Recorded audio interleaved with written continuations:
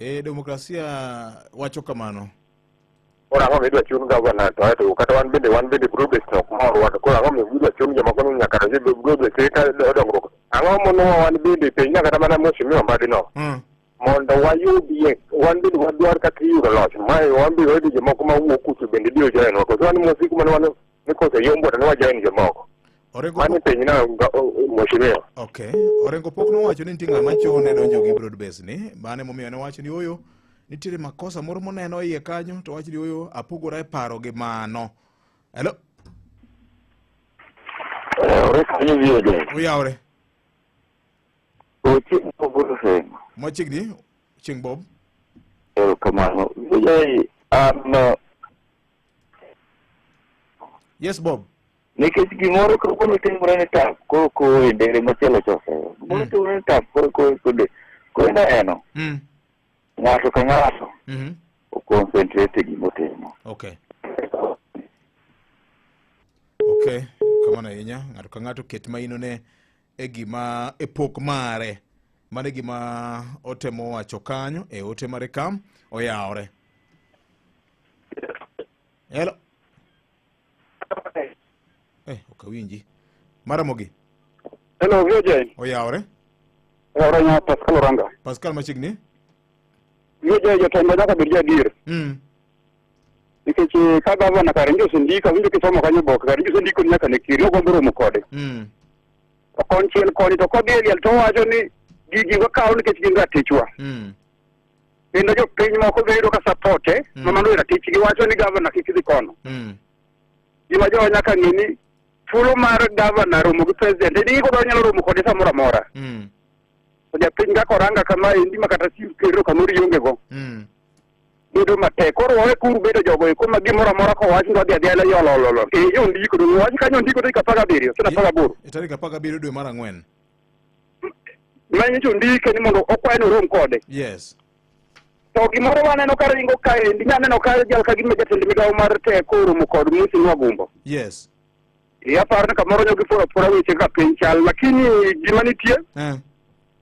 To matindo kata wan wawegi wajo manie piny ka. Kineno ka jasiasa wacho ni gini yenyen mbulu kikipane mbulu kamoro gino rachar.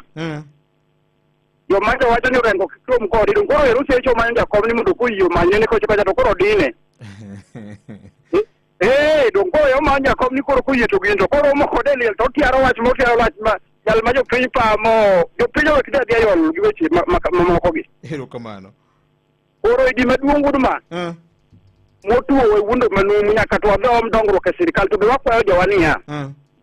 Victor ng'ata mantiere e sirikal ni en marwa. Obed PS Rail Molo. Obed John Mbadi.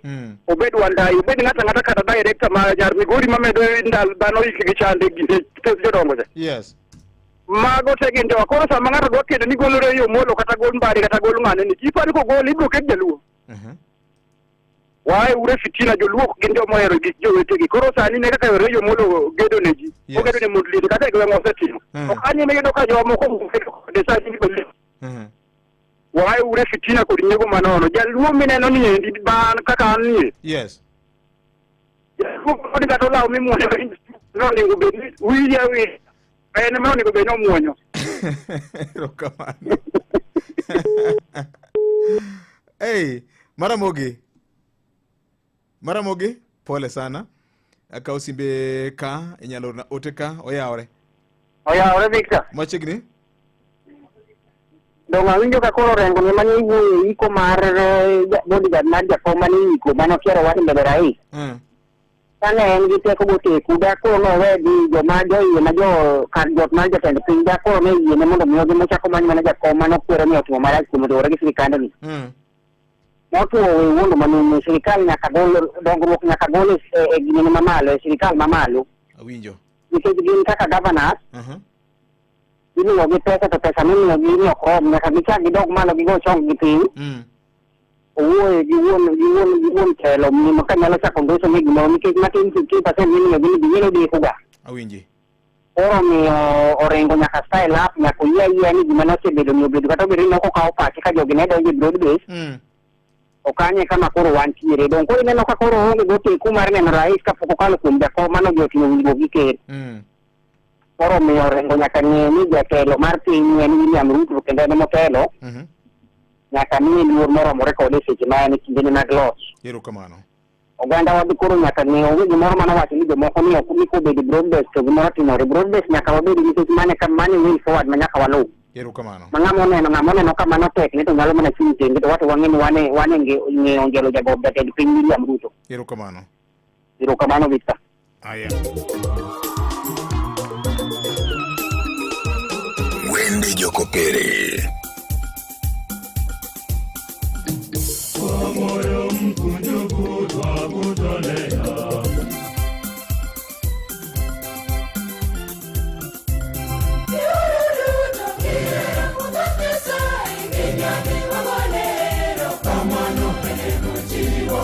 Wapako Nyasaye gi wende Jokopere. Chenro makelo ni gweth mathoth. Wende Jokopere. Wende Jokopere. Chenro maketi machiegni gi Nyasaye kiwinjo wende mamit mag pak kod dend. Wende Jokopere.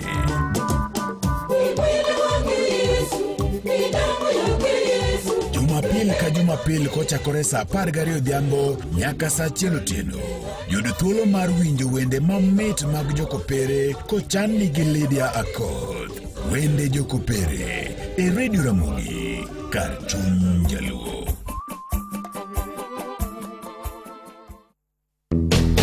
Kiki yere mag wich bar, lak, onding kata leche mojony keti piny. Panadol kweyo rem. Yud Panadol Extra e $15 kata Panadol Advance gi $10 kende e duka mantie machiegni kodi. Som chike mondiki e kor yath kapok itiyogo. Kare musiko to ne laktar.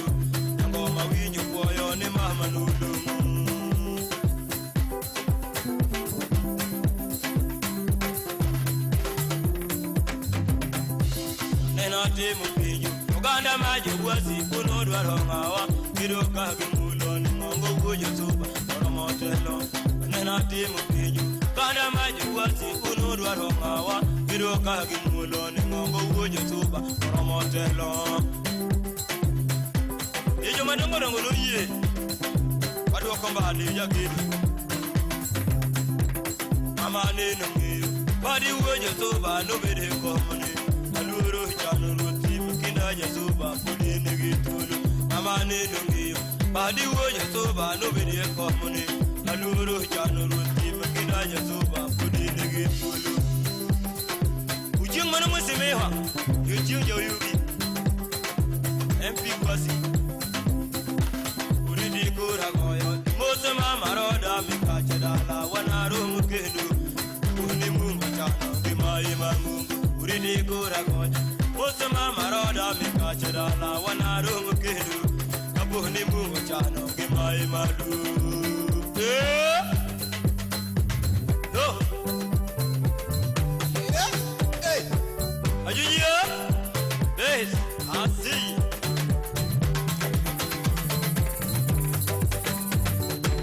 kama nonya kwa Mugajwanga no kanyo ka CS Mheshimiwa John Mbadi Ngongo osechopoka kendo obro kode mbaka weche mathoth maendi doko chendo mokwongo tik ma bendo biro e banka nyocha osemiele mo marito migawo mar pesa kod economic planning nyakwara Mugajwanga juma mokalo chien nochikowa kata kamano kawuono chopo singo mar gomba ka gi jokanyanam weche thoth ka mokwongo miye thuolo mar moso nyakwara Mugajwanga osebedo mang'eny ndi kawuono rwako gudu mopogore nyakwara Mugajwanga koro wabro mana penjo malore kod gudu moro wako ni kende Mheshimiwa oyaore kendo happy new year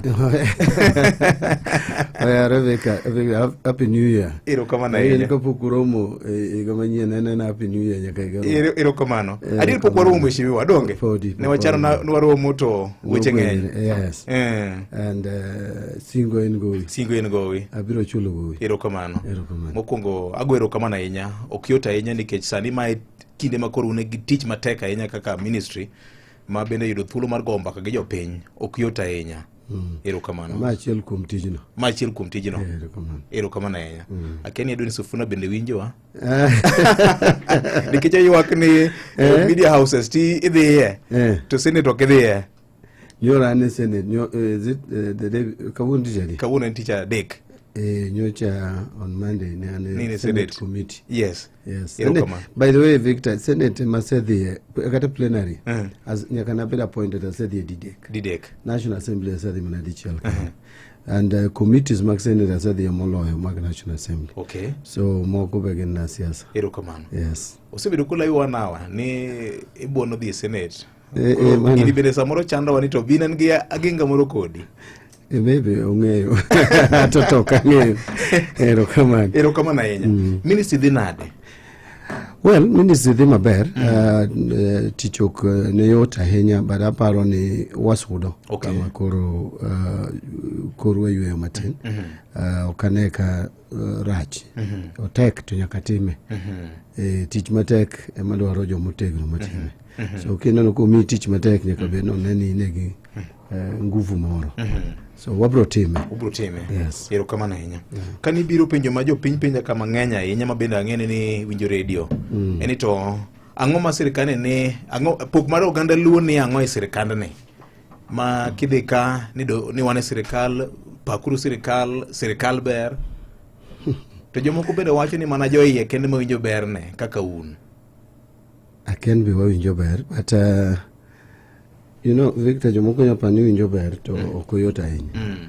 kaka nadonjo office no adonjo ka weche ng'eny nikech ng'eni tich momiya ok en mar tich ne oganda wa Kenya natiyo ne jo-Kenya mabende ka jo-Kenya oyudo yweyo to oganda wa be yudo yweyo nikech wan be wan jo-Kenya but gik moko bende nyaka bedie ma ipogo gi ratiro ma oganda ka oganda nyaka yud margi mane pok maber nyaka wadonja kene dwana chaka discussion e weche nyaka donjo office no to nitiere achiel ariyo adek ma bende jowa nyalo bedo go gimor nikech king'eyo nitiere tije moko mane ochung' nitie nderni ma bende ochung' manochakre nikech nitie chudo mawatimo negi to nitie manyien ma bende ne wakete pesa kata supplementary budget kapok nyo wadhi budget masani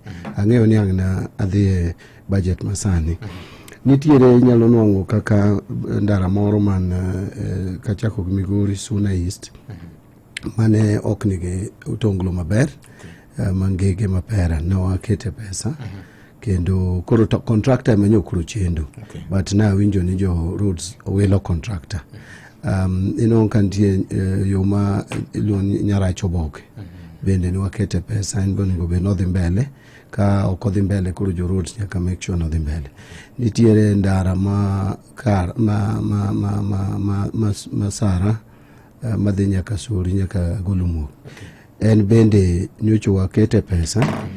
Contractor ne ma odwa bedo kodwa gine matin nikech dwa nochule pesa te. Ting'ene pesa ne tin. To sane to nyawinjo ni koro osechako kelo machines kendo oduoge ndara mapano osechako tich. Yo ma kibiro mabe yo ma soba ma ing'eyo maber ahinya nochung'.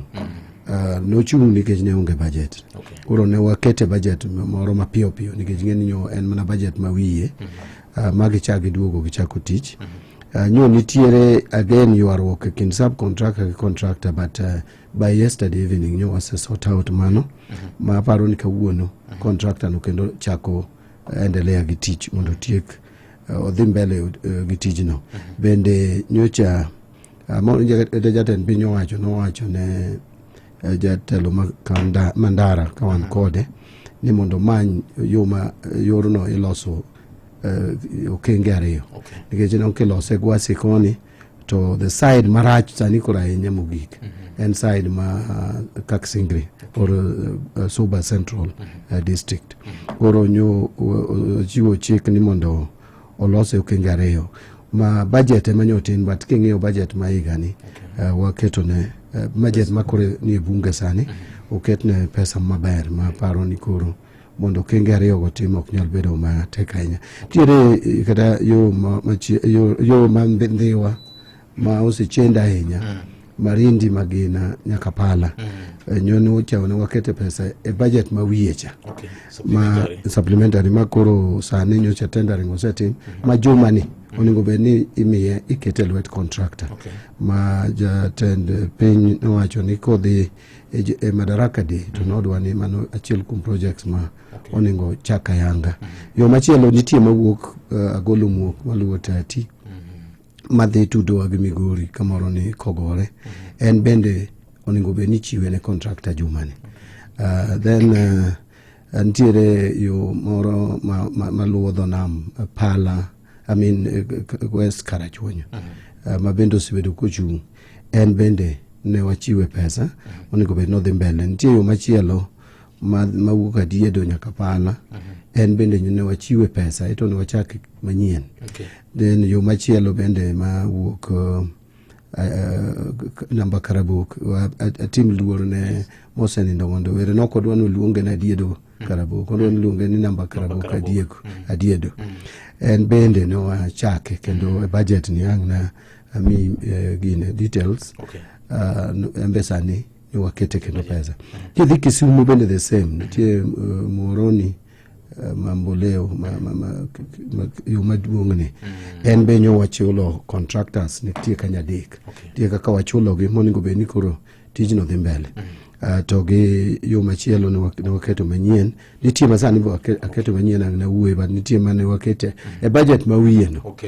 Ne waketo pesa yo moro ni Holo Lela and West Kisumu West. Ne waketo $1,300,000 mondo chake ma en bende onego be ni advertisement the iketo ok juma manyien mondo ket advertisement mondo koro chak team tendering en yo odwa deko. Process ma tendering ne nyoro dwa deko. Then yore gi iloso gi to bitumen standards. Mago yore mag bitumen oka uwe yore mag maram, yore mag maram to iloso everywhere. Magi yore monego be ni koro iketo bitumen standards. Ma na chiuni breakdown mwakete budget ma higani county ka county kum counties wang'wen gote from Siaya to Migori. Then ipenjo ni to gin mermare ingeni nitie watch SGR nitine okadhi China ka jo president no ra China madhi awuoyo kodgi mawuoyo gi finance minister ma China mo wuoyo gi jo Exim Bank maduogo kaito jatend piny owacho odhi. Koro na chalo Johana Jabatizo kaka nyinga en Johana adhi mbele. To kapok na dhi actually ne wabedo gi aput gi jatend piny owacho to ki jatenda mar party na ingeni podane ODM Raila Odinga manu wawacho ni nitie projects ariyo ma very key. Achiel en yo moro mineno ka chando wang' kuwuok Nairobi wadhi Nakuru, especially during Christmas. Wadwa ni mondo los Rironi nyaka Mau Summit. Ma en process ne is ongoing, ma ibi chak lose kode dwe mar abiriyo. Then wawacho ni the next project also en wach SGR mokwamo Naivasha ni. Wadwa no dhi nyaka Kisumu 2B, kaeto kendo 2C odhi nyaka Malaba. I'm happy ni discussion manyo dhi mbele China ochalo gimoyao dhot ne mano. Koro ng'eni gima nitiere ka en gin gik madhi timore koso gina gik mondike otas nikech kata mana mar Mau Summit Rironi ni osebedo gi weche mang'eny. Wasedhi nyaka piny France, Kwecho, wasedhi nyaka piny America on the same road network. Ing'eni gima nyaka be wayiere wang' ni ang'o madhi bedo mopogore. Erokamano. Gima nyaka wayiere ni projects madongo gi bedo ga gi midhiero. Mano to ok dang' mokwongo achiel kuom midhiero en pesa nyalo tamore. Mar ariyo en processes bende bedo mabor. King'iyo wach Rironi Mau Summit nosemiye nyaka French company. E diere ma nyocha President Uhuru Kenyatta ne nie office. To king'iyo kaka yo mano chiwe kon nikech ng'ene na PPP project manyiso ni kose lose en serikal ok ketie pesa ne. Private investor biro to keto pesa ne. Kose keto pesa ne to koro charge joma tiyo gi yorno ma en joriemb nyamburko. Now king'iyo costing manotim ne yorno ne rach ma kadine wadhi kode mbele joriemb nyamburko do chulo pesa mang'eny kabisa. Koro miyo ne chuno serikal ni nyaka chak gini manyien. And manyien ni ne chuno ni ng'ama chon cha nikech nosemiye chule. So actually nyoru chule 60 billion and 6.2 billion. Mheshimiwa. Yes. Jakwano. And 6.2 billion. Okay, and 60 billion. And 6.2 billion Kenya shillings. For how long? Wachule dichiel. Orumo. Ma actually nyo wase golo pesa no. Ma paro ni kawuono. Man was a part of the contractual obligation ma sirikand Kenya gi. In fact wakonyore nikech ing'eni kadinyo this contractor terwa e court London kaka nyodo terwa. Samoro sirikal do chulo pesa mang'eny kabisa. But nikech wawinjore oko mar do negotiation motim koro wachulo that money. So en pesa mwachulo mondo mi odwoknwa the road chalo ka gima koro nyoni elwet contractor. Koro odwokonwa the road mondo koro wachak wachiw manyien. Koro process masani taneno ni emomiyo odeko nikech wadwa ni mondo process olo e yo makare. Kendo weyo thuolo ok nyo chuno contractor achiel. Nyo wamiyo ji thuolo mondo okel bids ki koro maber mogik ema koro serikal kao. Koro mano to tan migao mar roads. Koro katieko question ni Victor, yore mawegi gin mwakete pesa. To koseket pesa, the next thing gin gik mokariyo mudo.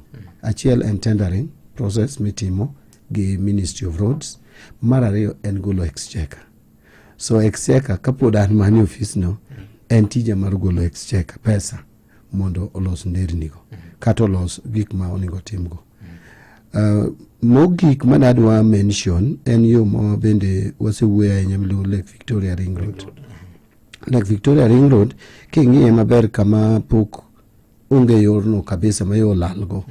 Kun mamoko at least ibro malos pa roads, but kumolalgo en from Homa Bay. Noningo be noluwo piny Kipasi.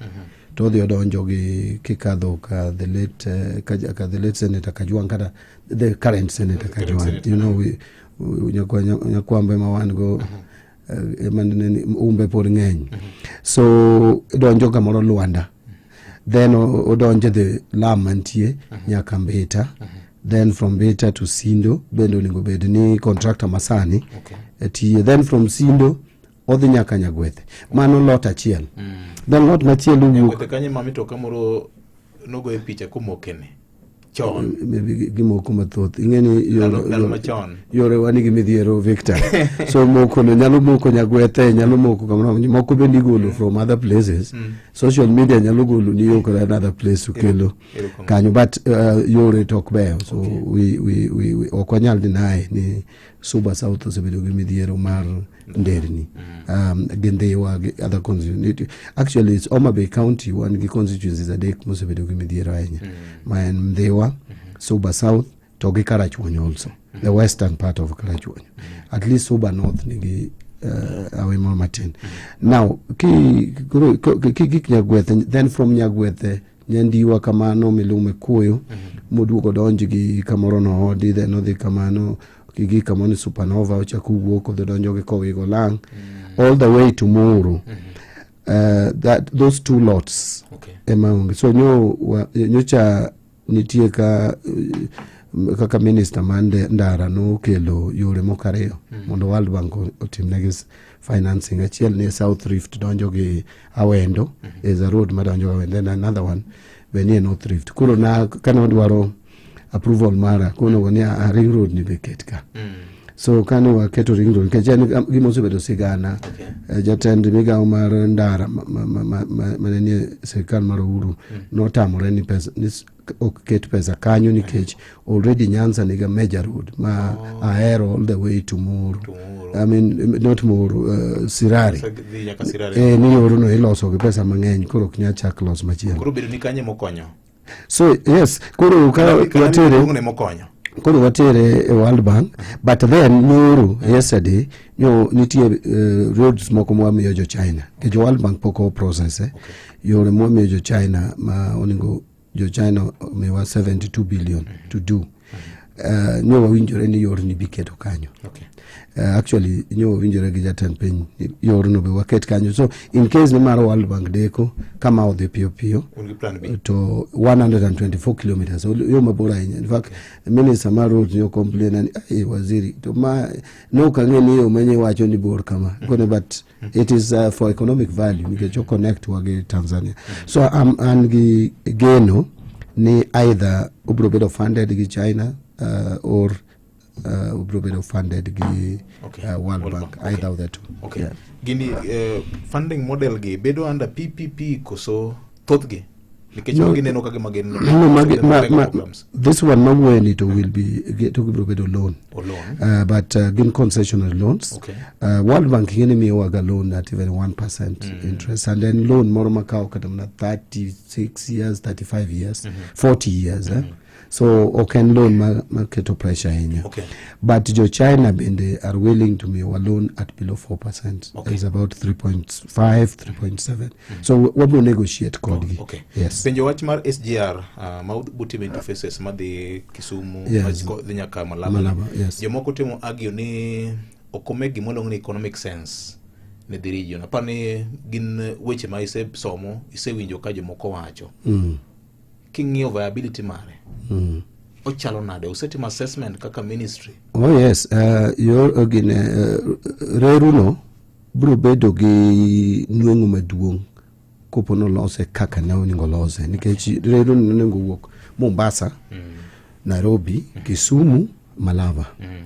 then oningo dhi Uganda all the way to Rwanda to DRC mano kotimore tingeni Kenya oyao chiro yaore from Mombasa Nairobi yao nyaka Western Kenya ti yao nyaka Uganda koro chiro mar Kenya nikech gik moko bro Uganda tichake yao nyaka Rwanda ti yao nyaka DRC obro kelo ne Kenya nweng'o molo piny moramora Uganda bro yudo nweng'o mostly ko the other side nikech wadhi sea nikech pinje gi landlocked one obro yudo nweng'o nyaka DRC now wasebedo gi meetings dereyo and gi minister ma Uganda gi minister mar Rwanda in fact minister ma Uganda gi mar Rwanda dhiro wach no kabisa jo Uganda already osechako gero ma chako program mar gero mar gi kama Malaba kadhi kocha Malaba tingeni koro ka gi gero mar gi cha to reru pod ni Naivasha so it is so gidwaro commitment from us nito wagero spatwa kwatere border wage Rwanda to un koro jo Rwanda bende ready to gero party jo mapoko o indicate no mar gen jo DRC nikech ing'eyo problems be man DRC. Erokamano. Gima chenda ahinya kaka SGR face mokwongo e bwo telo mar Uhuru Kenyatta ne en nengo mare. Pinje machalo kaka Ivory Coast gin railway network ma iwacho ni nengo ne bet yot. Tanzania kanyo cho yawo mar gimoro. Ang'o madhi timore mopogore mondo japiny kik ywag nengo mar gero SGR no kako borno? First, nitie contractors mosebedo ka dhira ahinya wach ndara ni. Wach SGR ni, reru ni. To itime gimiluongo EPZ system. One very clear. Ni this ndara is the team mostly kaka PPP. This SGR. Is the team ahinya kaka PPP. Nitie part ma wabro finance kaka the country. Okwadwa ka ugowi. Mondo me walos go SGR ni nikech en go iman malo. But nitie part me the team kaka PPP. To nitie part ma bende wadhi finance kaka GOK. To wadhi finance gi pesa ma oketi mar reru miluongo ni Railway Development Levy. Nitie kaka wadwa ni kaber to wanyalo tiyo kod that money. Nitie strategy ma wan go tiyo gi that money to raise funds mondo wa med gi funds ma bro work from consortium mondo ogere, and mano bro meyo ing'eni ka ng'ato tiyo gi pesa ne PPP to okobiketo bei mamalo. So the way more structure ibiro lose gi bei man piny zaidi. The details biro work, but kadinyo wadhe the way mane okwongo idhirego to dwa chakwa lose managi mana kar dhogino nikech kada mana SGR mokwongo cha gima no chendo ahinya ne documents mag sirikal, agreement kind kambi manogere China Rail and Bridge Company gi sirikal manogero SGR no neno ka gima ne okopedh ne jopiny. Wang'ni ubro kete lela mondo jopiny obed gi ng'eyo o scrutinize those documents. Ing'eni what says value for money? Taxpayers. Ing'eni document mag sirikal gin mag public. Okane gimomiyo ng'ato nyalo pando document. An kuma be wasechope koro Victor. We alok penjo mheshimiwa. Yes. Documents mag SGR mokwongo manolose bo sirikal mokalo cha. Be iseneno gini wuon? Well, pok ang'iyogi, pok kwayogi. Okay. But okapani ka kwayogi to detama. En ni samoro ne okoketgi ne jopiny sama ne process di mbele. Ma kawatimo SGR ni, aparo ni kaka sirikal nyaka wabed more transparent. Nyaka wabed, nyaka jopiny winj gi mwatemo timo. Mondo kik paro moro bedie kada nitie gimoro mitimo e bwo mesa. Nikech okane gimomiyo dang igere project maduong' kamacha mar jopiny to oging'eyo gimitimo. Yeah, so keto gino public, I think okay option. En gimo nigo jopiny ng'e ni en ang'o mitimo. Koro kosetim mapping kamare rubro luwe joma nigi lope machiegni gi kamare rubro luwe na nyaka ikrego note lope gi sirikal kimo. Yeah, and Victor mane makuru kelo nwaga tabu nikech jomoko ringo to dhi ng'iewo lope along wadapan bene giseng'iewogi. Sani nyucha noseng'iewogi diere moro chon kucho ma bene gichalo gima oalo wang'ogi nikech bang' kane ging'iewo to nere ruok olose. But sani koro ere biro lose. But really the way mwang'iewo golo e Kenya ka nengo mwang'iewo golo e Kenya ka is crazy. Ema miyo inonka projects wa mang'eny nyaka nderni. Onge tiende, onge reason Victor momiyo ngo walos kilomita achiel mar lam gi million 100. It doesn't make sense. Ena ni wuoro sedonjo kuomgi. Too much. Page loan go be reasonable. And page loan no make projects be very expensive. Yes.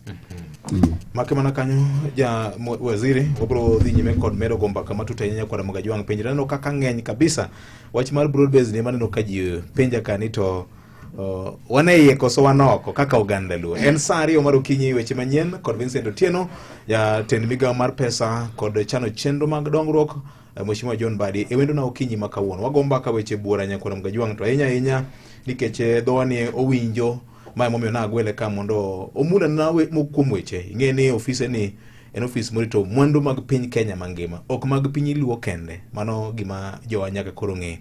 En Sario mar okinyi wayudo weche manyien e yo machuok. Weche manyien e yo machuok e lak sechegi.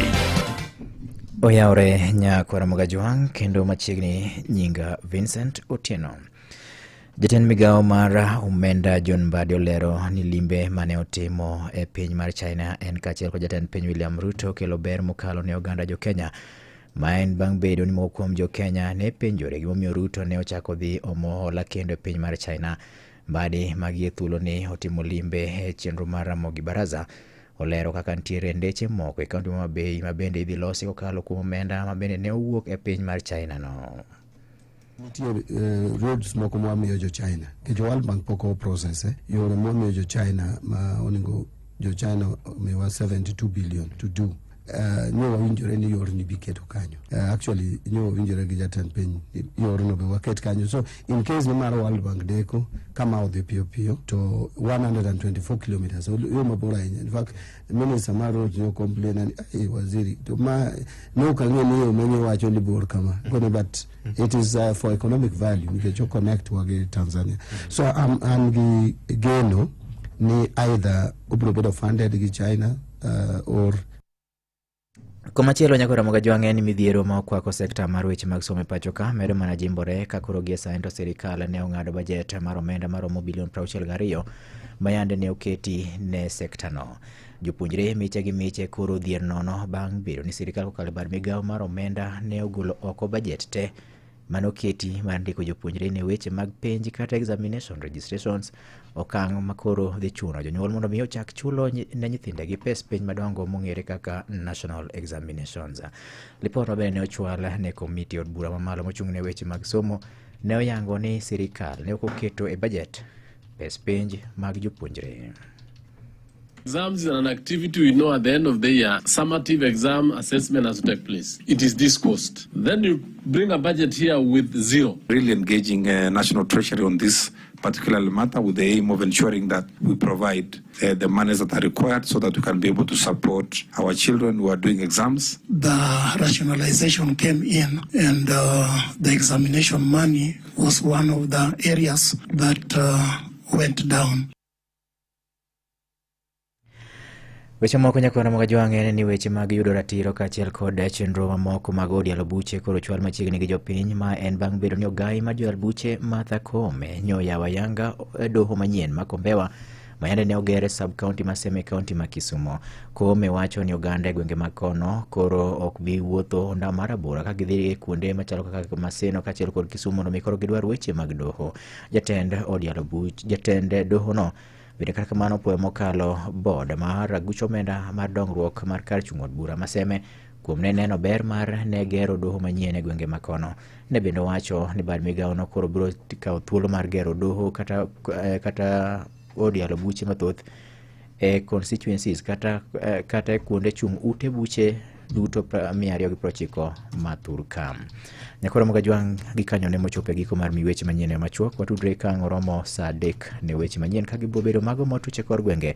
Nyinga Vincent Otieno. Mago ne weche manyien e yo machuok e Radio Ramogi. Waziri adwa ni ilere wach mar committee mar education manyoro nye ogwelo jo Teacher Service Commission gi stakeholders mamoko mar temo ng'ene na wach mar budget maliekore ni nyocha ubwaso %62 mar budget madhi e sector no. Ahinya to ne penj ma sirikal osebedo kaka outingne. Victor, okay, kendo neno ga gima ne gisiemo National Treasury. Okay, %62. Kendo en ne billion $62. Yes. Mane okwa gi migao mar somo. Ne wamiyo gi less pesa mne gikwayo ne wamiyo gi less gi 62 billion. Okay. Tingeni ministries te nigepete kwayo pesa mang'eny. Yes. To nyaka wa rationalize mawachiwo. In fact ng'iyo yor somo anyalo mi figures migao mar somo wamichiwe pesa mang'eny kabisa. To kata kami example Free Day Secondary School wachiwo 54.9 billion. free JSS, 30.9 billion. Free primary education, 7.9 billion. Free, TVET, by what you 5.2 billion for TVET. Okay. Universities, 86 billion. Higher Education Loans Board, 41.1 billion. Then what you pay for university funding, scholarship, 16 billion. Koka TVET, what you scholarship, 2.5 billion. Okay. Koka TSC, wamio 387 billion to Chulo Juponyi. Yes. Now, Gendeko Juponyi. Feeding program is 3 billion. So, and in fact, Ministry of Education alone is 701 billion shillings, which is 28% of budget Marwa. Okay. But specifically what mar penj. Pesa mawachulo ne nyithindo mar penj clearly nitie abuse. Okotie yo makare. Kawachiwo billion 11 every year mondo mana matimo penj. King poge is like nyathi ka nyathi matimo penj on average. Wachulo ne about 6,000 shillings. Why would we pay 6,000 shillings ni mondo nyathi otim penj? And not, that is almost enough to tell nyathi the whole year free day secondary school. It's all about 9,000 in a year. Yes. So nitiere abuse. So the serikal okni wangado pesa no ni mondo koro jonyuolo chul. Jonyuolo kubichulo pesa mar penj. And gimote mong'eyo enito. First, why you can nyathi na timo penj, for example? Ang'o miyo nyathi na oningo chul ne examination fees? One question mwenye kwa penj. And an minister, why would my child? And minister ni nyathi mora matimo penj Kenya ka ichulo ne examination fees. So mano question mo penj. Number hiyo ang'o miyo nyaka watere examination mondo be printed local London. Just examination metimoni. One big trust deficit as a country. No, but that trust deficit kata penj ka papers go se biro ko London. Podi jo Kenya gi.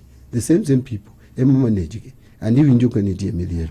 Ena jo moko nitie mose yudo kama gi wuodho go pesa sirkal. So gima sirkal temo timo en redesigning the structure mar financing examination. Okay. To penj bende wadhi timo end of the year. There will be money to pay for examination. We will make money available. Mana assurance mimi jonyuolo. Mana assurance mami jonyuolo was discussed in the cabinet. Okay. Man no winjore ni yes being better abused. Ere kaka dang walose mondo bed maber. In the meantime okocho ninya kwa ket a person get pod work calculate how much do we actually need. Okay. It may not be 11 billion. Model money mu propose kaka cabinet. First of all, examination oningo be printed locally. Okanegi the cabinet is not seeing why oningo examination or be printed locally. Kakoro passport or print ka, which is a very sensitive document. It you go the whole world passport or print Kenya or print IDs Kenya.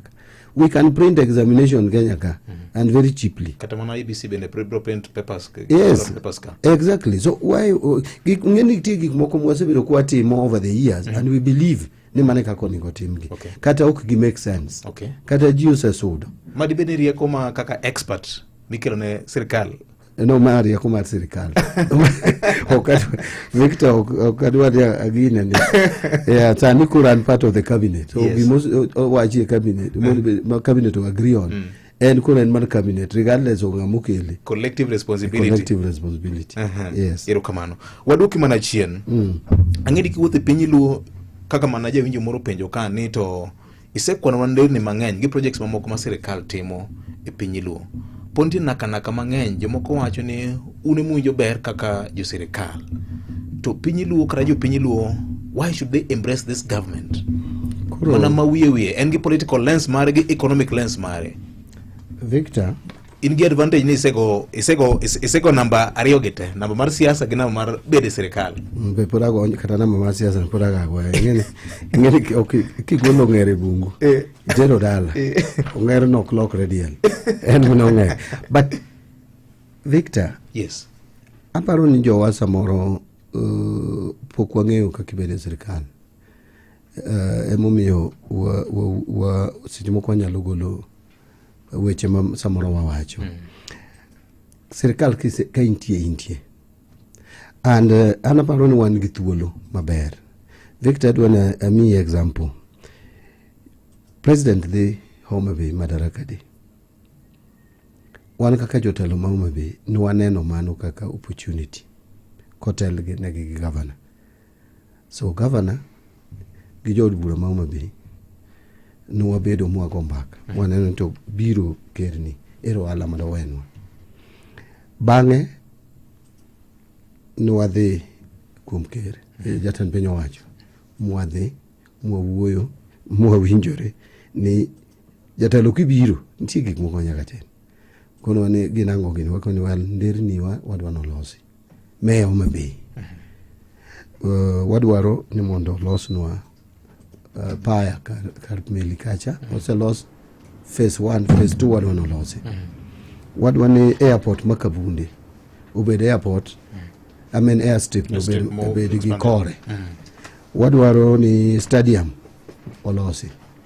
So stadium ma Raila Odinga stadium ugol ne pesa kwa sports fund. Masani koro inano ko obere ukete maber ma kadine waketo ni governor wange magolo pesa moro moeuro mabecha. Samoro ji dok yud kata yath e hospital. Doka pesa no tere stadium te. Pesa no wuok a sports fund. Inano ko loso stadium.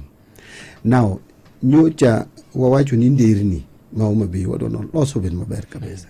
Koko kwan gi te to yod ni mano 5.4 billion. Okay. Ma inonka kiago Trebur nyaka junction makudoyo. Dibedo yo ma iluone dual karedwe. Men enoko sana se chak lose. Ma koni geche kadhe koni geche kadhe. Now ma yo achiel. Yo mara reo wadwano wa divert kabunde wadwani koro kabunde wene space nkeche medo runway cha. Koro lamcha madhi road cha. I diverte. Okay. Mano kao pesa about 900 million. Dual Caribbean is another about 900 million. Then one yore moke yeka machalo yore madhi Tomboya University, yo madhi county headquarter, yo moro nitiere ma atoto kendo konya okadho but plot na gepeny kamora gere plot kanyo. Yulungo ni Sofia to dhi donjo Mbita Road. Mbita, okay. But Katolika. But Katolika mali. Gorofa makanyo karen mari mheshimiwa. Macha mara. Mara ni kanyo tok stari kanyo. Okay. Then kia lela. No wawacho ni mabe mo take advantage. Kia Lala. Yes. Tiluwo Kanyada West ka. Iluwo Ruga nyaki idonji gi Ruga choyo ma rodi. Kise kadho rodi. Kakore the Mbita.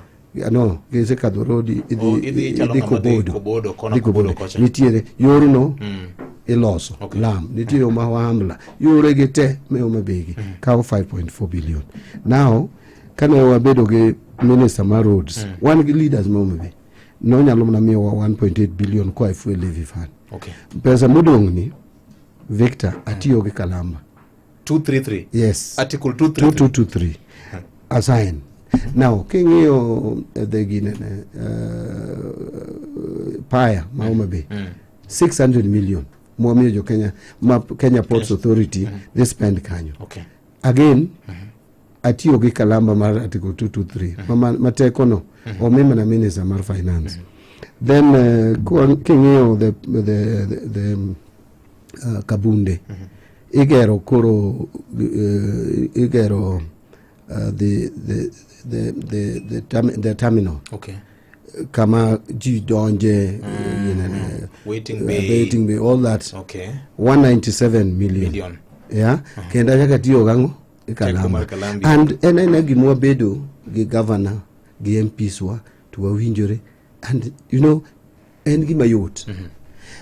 Gigi ok mag Mbadi. Gigi ok mag Gladys Wanga. Gigi ok mag MPs ma Homa Bay. Gigi wabedo kaka jotelo ma Homa Bay to waneno ni opportunity mabiro ni ere kaka wa take advantage. Okay. To nikech Mbadi en minister majo Kenya but Homa Bay en wuodwa. Ere kaka dang Kalambe tika. And ok en gimwa timo ma irregular. President biro. Okay. Nyaka timie gik moko kanyo mane momiyo dang wa host ngeni hosting president ken ma yud now for the first time now Homa Bay dhi bedo gi state lodge. Yes. Ang'o momiyo Homa Bay bedo gi state lodge? Homa Bay bedo gi state lodge nikech president bire madaraka de, but more importantly pesa mogero state lodge owuok e ministry no en mane? Interior accounting officer makanya nga PS Dr. Raymond. Yes. So magi gik manyaka kawan as leaders nyaka wago erokamano nikech watiyo kanyakla to watiyo gi sirikal makoro winjowa ginyalo timore. Sani endi the loss bypass bond. Yes. Maketo ne budget ka. Okay. And the details here. Okay. Bypass magu kanyo de kanya. Makadho bondo town. Koro okay. Bondo gikaja inyalo luwo oko. You don't have to follow the town. Bondo gerore. Mago ok ne nyal timore atima. Ka anyalo somo ni the budget gi projects ma kuro wakete budget masani madhi thurwa. Yes. Victor, you'll agree with me ni oken pesa matin. Secondly, stima sani yo miloso go stima. Ingeni Kenya ka waluongo ni penetration of electricity. Average penetration of electricity en pira biro ga uchele wimia. To thurwa nyocha 46%. And the reason enani uonge kama itoke. Koro gimoningo binu. Onge gimo mayo ng'ato by the way. Gimoningo binwa ema watero thurewa. To makuond mamoko be watero. Ka oluonga na dhi awuo gi jo Western, abro wacho ne gik ma dhi Western. Koluonga na dhi awuo about Tana River, abro wacho gik ma dhi Tana River nikech nitie. Ni wacho gik mutimo na jo Mulima. Ka dhi Mulima actually giyudo mo kata mana samo wuoyeni moloyo kata thurwa still. Nikech joge ne yore chak mang'eny kuonde gi yore gi bok nyale gno. Nikech gin ongoing projects. And ging'eny and pesa dhi kuro mang'eny. So pod pesa dhi kuro mang'eny, but onge ng'amodagi pesa nyaka dhi all over the place. Let money go to central Kenya, let money go to northern Kenya. For the first time Dadaab dhi yudo tarmac road mane maketo negi budget. Yeah, Dadaab constituency onge kata 1 inch of tarmac road. Many constituencies in this country. So whatever bedo fair everybody, but a process mar bedo fair no thurwa bende nyaka wabende fair. Yes. Mane gima temo wacho king'iyo stima. So Victor, let me ask you. Kiwa Island sani dhi yudo stima mar 150 million. Stima miluongo ni mini grid. Stima makoro reconnect glass mile in Kiwa. The same gi Kibuogi. Ringiti gini nyocho sayudo. I mean Mageta. Now iparo ni ng'ama nyalo paro Kiwa gi stima mar 150 million. Kopo ni ukum machiegni gi sirikal. Onge kata Kibuogi. Akeni bisewinjo Island niluongo Kibuogi. Asewinjo. Isewinjo but pok idhiye. Yes. So mano Island mane Suba South. Moko ma wacho Ringiti ta kawin mago ni Suba North. Yes. Jogi bende Ginjo Kenya. Ginjo Kenya. Two things. Number 1, en jatend migawo mar sitima no. En ng'ama ong'eyo kikone ni Kiwa, kikone Kibuogi to appreciate ni malo kuma nade. Kikone Ringiti, kone Mageta. Ong'e gimiwuoye. Secondly, ng'ama nyalo keto ne pesa mondo dhi tim gigo. Bong'e gima timore kuonde. So ana wacho ni gini ok en nien marwa. Yes, ayudo mshahara. Mshahara mabe samoro king'iyo chigni rom na gi msacha manya yude bunge. An gi power moro gudu moro mopogore. Nying bendo loso na sebedo minister mar finance mar Kenya. Kata kadhi oko nitie kaka minister mar finance kata mna America onge ng'ama cheko kata nto atinga ng'e ofuko ana kadha something manok nyal timore na kata kan yaod buda. So nitiere value, nitiere ber kenda gone Nyasaye kamano, but the truth is negi ber nyaka wa en Nyasaye koso koko mag jenzi.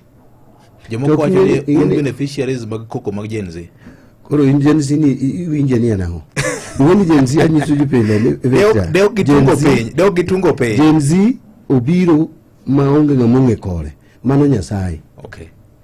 Gimora mara matimore. In fact nawinjo ka jatend piny wacho ni this is opportunity masamoro de ne okubiro. Nikech en bende gino noyawo wang'e. ingine okwadonje sirikal ni nine odwaro from the beginning. Wadonje sirikal ni nikech wang'e oyepe gimoro. Ka jo Gen Z ogo koko to neno gimoro ma kamoro ne ok timre monego tim. So gigi duto ikaw iketo ne ng'a? Iketo ne Nyasaye. Yes. So Victor adwa ni nyiswa nena ni ang'o ma idiero ne piny luo nikech thothne ji ka wuoyo mbaka magore ni sirikal do dewo Homa Bay County molo county mora mora. Akeni ma sisewinjo. Yeah, mano is true. Ok ni on miriambo. Ani ni okanyal biro. En true ni nyo jo Homa Bay odwa bedo ge odwa kwalo ng'wech. Jo Homa Bay odwa kwalo ng'wech. Mbele ka nikech kanyo chak affordable housing to chak gi Homa Bay. Ka ochak ger chiro. Chiro ger Homa Bay maduong' kabisa. Ochak ogere Homa Bay. Then paya kama meli onego beni gowe. Benyo chako Homa Bay paya no meli no actually by November onego beni meli rumo ke Jose kel parts Kisumu. Meli bro ringo kawuok Homa Bay the Mbita the Mfangano mar sirkal. Yes. Mas meli mar sirkal mo wase wuoyi gigi kwa penjo ni ang'o miyo meli ni kun moko to wan onge go. But at least sirkal kelo meli mage sani ge assemble. Musainya kwa ma studio ni ngenya koro but Homa Bay nyodwa kwalo ng'wech kanyo then Madaraka Day ni bodwa konyo jo Homa Bay kendo nikech okneka pesa ma kwano ka oko pesa matin in fact kigoe kwante chini en billion madhi mapar en aboro gini kanyo kiriwo mar jo Kenya Ports Authority medo gi Kenya Airports Authority imedo gi mar stadium mar sports fund imedo gi 5.4 billion mar roads duto teke riwo en over 8 billion ma ubiro Homa Bay within a very short time to gi nderni moko manyo chake achiel en magina pala ingene ndara no leto nene chunya kabisa nikech kani wa campaign both of us governor ne campaign kode amba campaign kode so kanyo wadonjo to ayudo thuolo ni tawacho ni ndara ni mondo mi ogere dwani pesa wa sirikal mamalo so nyocha wagine wakete kendo en gima wawinjore as leaders wo bedo piny gi governor nyaka MP Martin Owino ma wagine kanga parang na uwe wache Gor Mahia Ring Road kanyo nitie information more but now gigi duto no chakore but kata Migori king'iyo sani igero paya gine Muru to igero bende fish landing site kanyo to got Kachola next to it bende igero fish landing site to Suri bende time the same to market Nyatike kende nigi chirni beach migero to en kamano nyaka dhi nyaka Rungu nikech gima chanda ahinya trade gero chirni en mandate mar county governments largely Marango mi ulire gige county governments county governments onego bene temo mano is true but ingeni nditi gimoro milungu ni value chain addition which is a national government policy issue mondo mi promote ohala and value chain addition tigi ginyalo temo and then we have the resources the national government what support kata kingeo county aggregated industrial parks and county function but gimwatimo national government anywhere support counties gikelo pesa to wamedogi to gero pesa to dhinegi through them kata mana chirniki there is county involvement even in the tendering process so a concurrence between the two levels of government now so sani kuro inonka Homa Bay nyodwa kwalo ng'wech kanyo mabende Homa Bay ben thurwa joluo wan gi gimoro ni gimubire luo kamora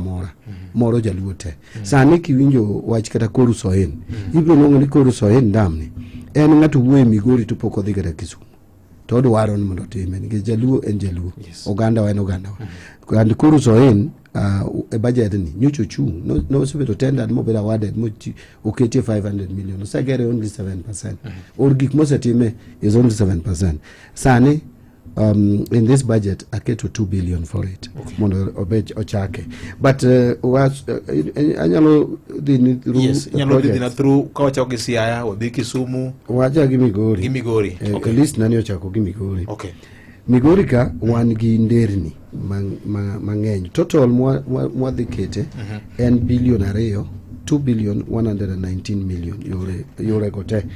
To Victor, I don't know whether to say this, but king your budget minokungu work State Department to only 286 million emanenditie. Now king yo Kanyawanga dede to Nyakarapogi. Yoruno enema work milu ni Kanyawanga kuyo madiaba. The State Department okay to million apaga de kende. Now Amedo 300 million. So it is 313 million. Then Stella Gogo nigi 120 million koro. Ngege Mapera nigi 257 million. Mane budget mwotere bunge. Okay. Yomoilu untaranganya ntimaru Kegonga mane ni Kuria East 218 million. Then nitie yomanyien mwodo cha kumanyien mawu kababu bondo pinyo ye. Manoni Suna West 200 million. Masaranya kameuru. Tuten yuma kata jaten penye ne chunye kabisa. No kuna anybody make sure there is money in that road. And give 452 million. Okay. Then Posta Nyikendo Nyarongi Nyakamakalda nigi 313 million 662. Then one gi Moroni Uto Yakagot Kachola Mabende bro ring and about 10 kilometers 200 million. Then one gi Yomluni Oruba Kababu. Okay. And you might already get La Moroka town ka. No odongi 30 million to room. Nya waketo ni 30 million. Okay. Pesa godutote and billion areo million miachiel kapago chiko. Okay. 565. Okay. Kibiro Homa Bay. Maen medwok mar pesa mane yudo ka noket budget mokalo. Budget mokalo ne unge pesa. Na 200 and something million. Okay. This kata muna masane ni. Dineo uket muna 286. Because itemo ket pesa all over. But anyway, ingeyo ni pesa mamedo ni. In fact, mamedo 1.1 billion 830. Okay. Oken pesa mamayo ngato. Ma pesa mana maoni ngubeni di turua. Kwani. Okay. Now, mbita sindo kiabuya uket total koro 428 million. Amana Homa Bay. Agolu mokotati kogore 401 million. Koguta Nyabera nitie yomoro run from Suba North to Suba South is 200 million. Luanda Kanyakiamu yomaringe Kamreri mana Suba North 200 million. Then there is one Tonga Kisaku Osiri 200 million. Then Marindi Magena Nyakapala Wamedo nikicho lady niki 300 million maningo beni chakego wacha kwa medo 192 million. Okay. Then but oningobeda awarded apart of this week. Okay. Then Kalamindi Osani Nyakanyakwiri ma connect Homa Bay Migori and 213 million. Okay. And then one got Kujowi Osogo 30, that is in Dewa 200 million. Then we have Adiedo Nambakarabuka Adiedo 238 million. And then we have Rangwe Ndiru Road. Mano koringia ni kejikalo dalawa. Yeah. Oh, mani mukatuda no. I didn't know. And then one to one Gilam. And about 8 kilometers. Oh, okay. Mano is what Lilian Gogo said. Okay. That's 100 million. 100 million. And then one Adiedo Pala. Okay. Is another 200 million. Then it is your more man oka capture because your roads no sekete. Okay. This your ma Kenya the young. Okay. So that gives you 2.2 billion 274. Okay. Then Kisumu, let me just go through Kisumu. One Hololela Road, Omede pesa 200 million. One Mamboleo Junction, Kisumu, Miwani Chemelil Road, Kimedo Gete. It's coming to about 600 million. Okay. Rabur Chiga 200 million. Awasi Nyaka Katito, Wachako 200 million. Awasi Katito na nyana no kanga togo picha. Yes. Ka yoro chuodo ka gitingo Kitundu. Also it is good nika nyo Orach. Orach. So kendo nyana no ka petition Mheshimiwa Jared Okelo. No wasi we Jared and Mumio Enka. Nyo aketo ne budget ma 200 million mdo chakego. Then one Grace Ogot Estate. Okay. Grace Ogot what one will improve your Remaya Kanya is 100 million. Now that is Kisumu. Okay. Then Siaya, very quickly, one Bondo bypass, get to 400 million. Wangarota, Sembu Bay, Kalandin Road, Odong 4 kilometers, Morokanyo. Okay. Work 100 million. Sidindi, Sigomre, Masiro, 200 million. Boro, Awinga, Wasi Road, 131 million. Kalandin, Luala, Luaka, Gindeke Maraj, and Luak, Ka Elijah. Okay. It's 200 million. Then it's Sihai, Kadongo, Sega, Odiado Road, 200 million. And then we have Kerewe Manon Okongo Ketnegi Ministry in 215. Then Aweo Kodiaga, Rabur, Ratuoro, Usenge Road. This is a very long road. Niki 582 million. So Magia roads made the team. Siaya Magwa the budget aparoni moko tukuru moko matindo ndo maramo kadiwo wegi. Maybe something to mention Naketo Pezamoroka on Sindo and under Dada roads, Sindo town kacha nyocha drainage odwanego nwaji utieko. So Aketo 100 million monotimgo tarmac in the Sindo Center. Okay. Sindo Center. Then Fangano, when they work at 50 million for improving the road. But I think koro whatever ma tarmac, ma tukoro marameng. Okay. But what one maybe going forward already any discussion gijo roads mundo wange kakwanyalo loso yoro no embo bedi chak tarmac ma road no gimomi afil ni regioni go chak tarmac nitigi masomo serikal kan project ko chaki kuro kata serikal moro chak bi obro chone no de gombele gech wadhi mbele gi projects mang'eny Kenya. So wambe magi ochake kata tim gi 40%, kata 50%, kata kakuru waunge. Serikali monobino no wagoni koko, ni yore wage uweyo to nyocho chake. Maigni apar mabiro kosomana between now and 2027. Up to 2027. Okay. Because you already go take 2-3 years. Okay. But coupon just in case, ne wadi a year kao kotiekigi. And then many year nigi outcomes are. Yes. Uloyo, ilo, whichever formation. Inenonade. Inenonade gi luasi makontisa nene. Yeah, but King Victor, King Yogi Kwatimo Kwatemo. I don't see why serikali ni okunyal dembele for 10 years. Mikech King Yogi kumanyoji go eko komara watch health. Victor already you are realizing Nisha is a good thing. Yeah. In fact, you will be G village sha saninyalo chulo bills etuche moko menyucha dano makawaida. Midhiero manegidhi through masamoro ne ok kinyal dhi kata hospital magiyud thieth. To sani kize register gi sha to iyudo ni inyalo chulni pesa gi sirikal kuthiedhi ahinya tuoche machalo chronic. A budget masani aketo for emergency, chronic and critical illnesses. Aketo 10 billion. Mana that area. Primary healthcare waketo ni 13 billion. I know we need 16, but already waketo 13. Okay. So 6 emure a primary healthcare. So sha kwa mia support and the injection gikete pesa maber. Maber sani kulo watime budget. Okay. Then sha bro konyo. Okay. So sha ne menyuji ko ikuku. Then jinyogo ko wachi university model. University model. Yeah, kama go bedo streamline.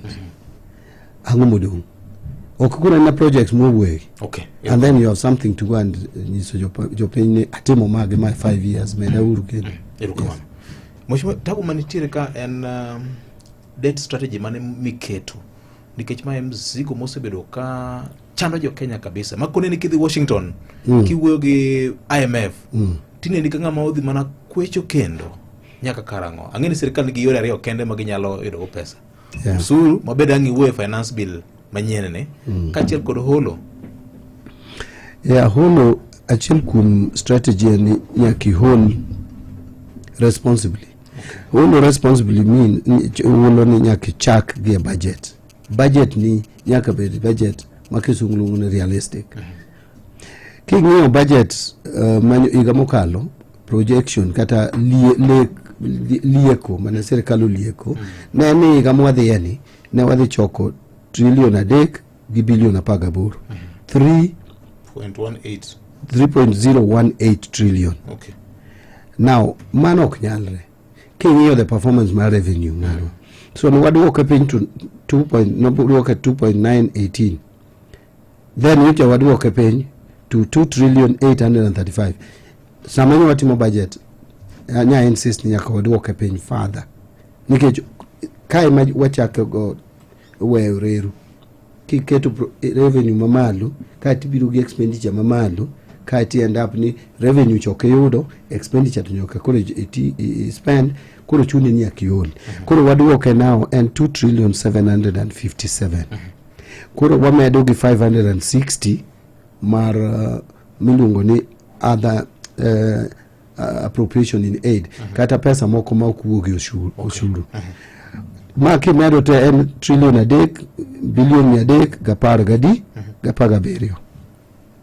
Now kimedo 46 billion ma grants koridongi budget deficit of 877.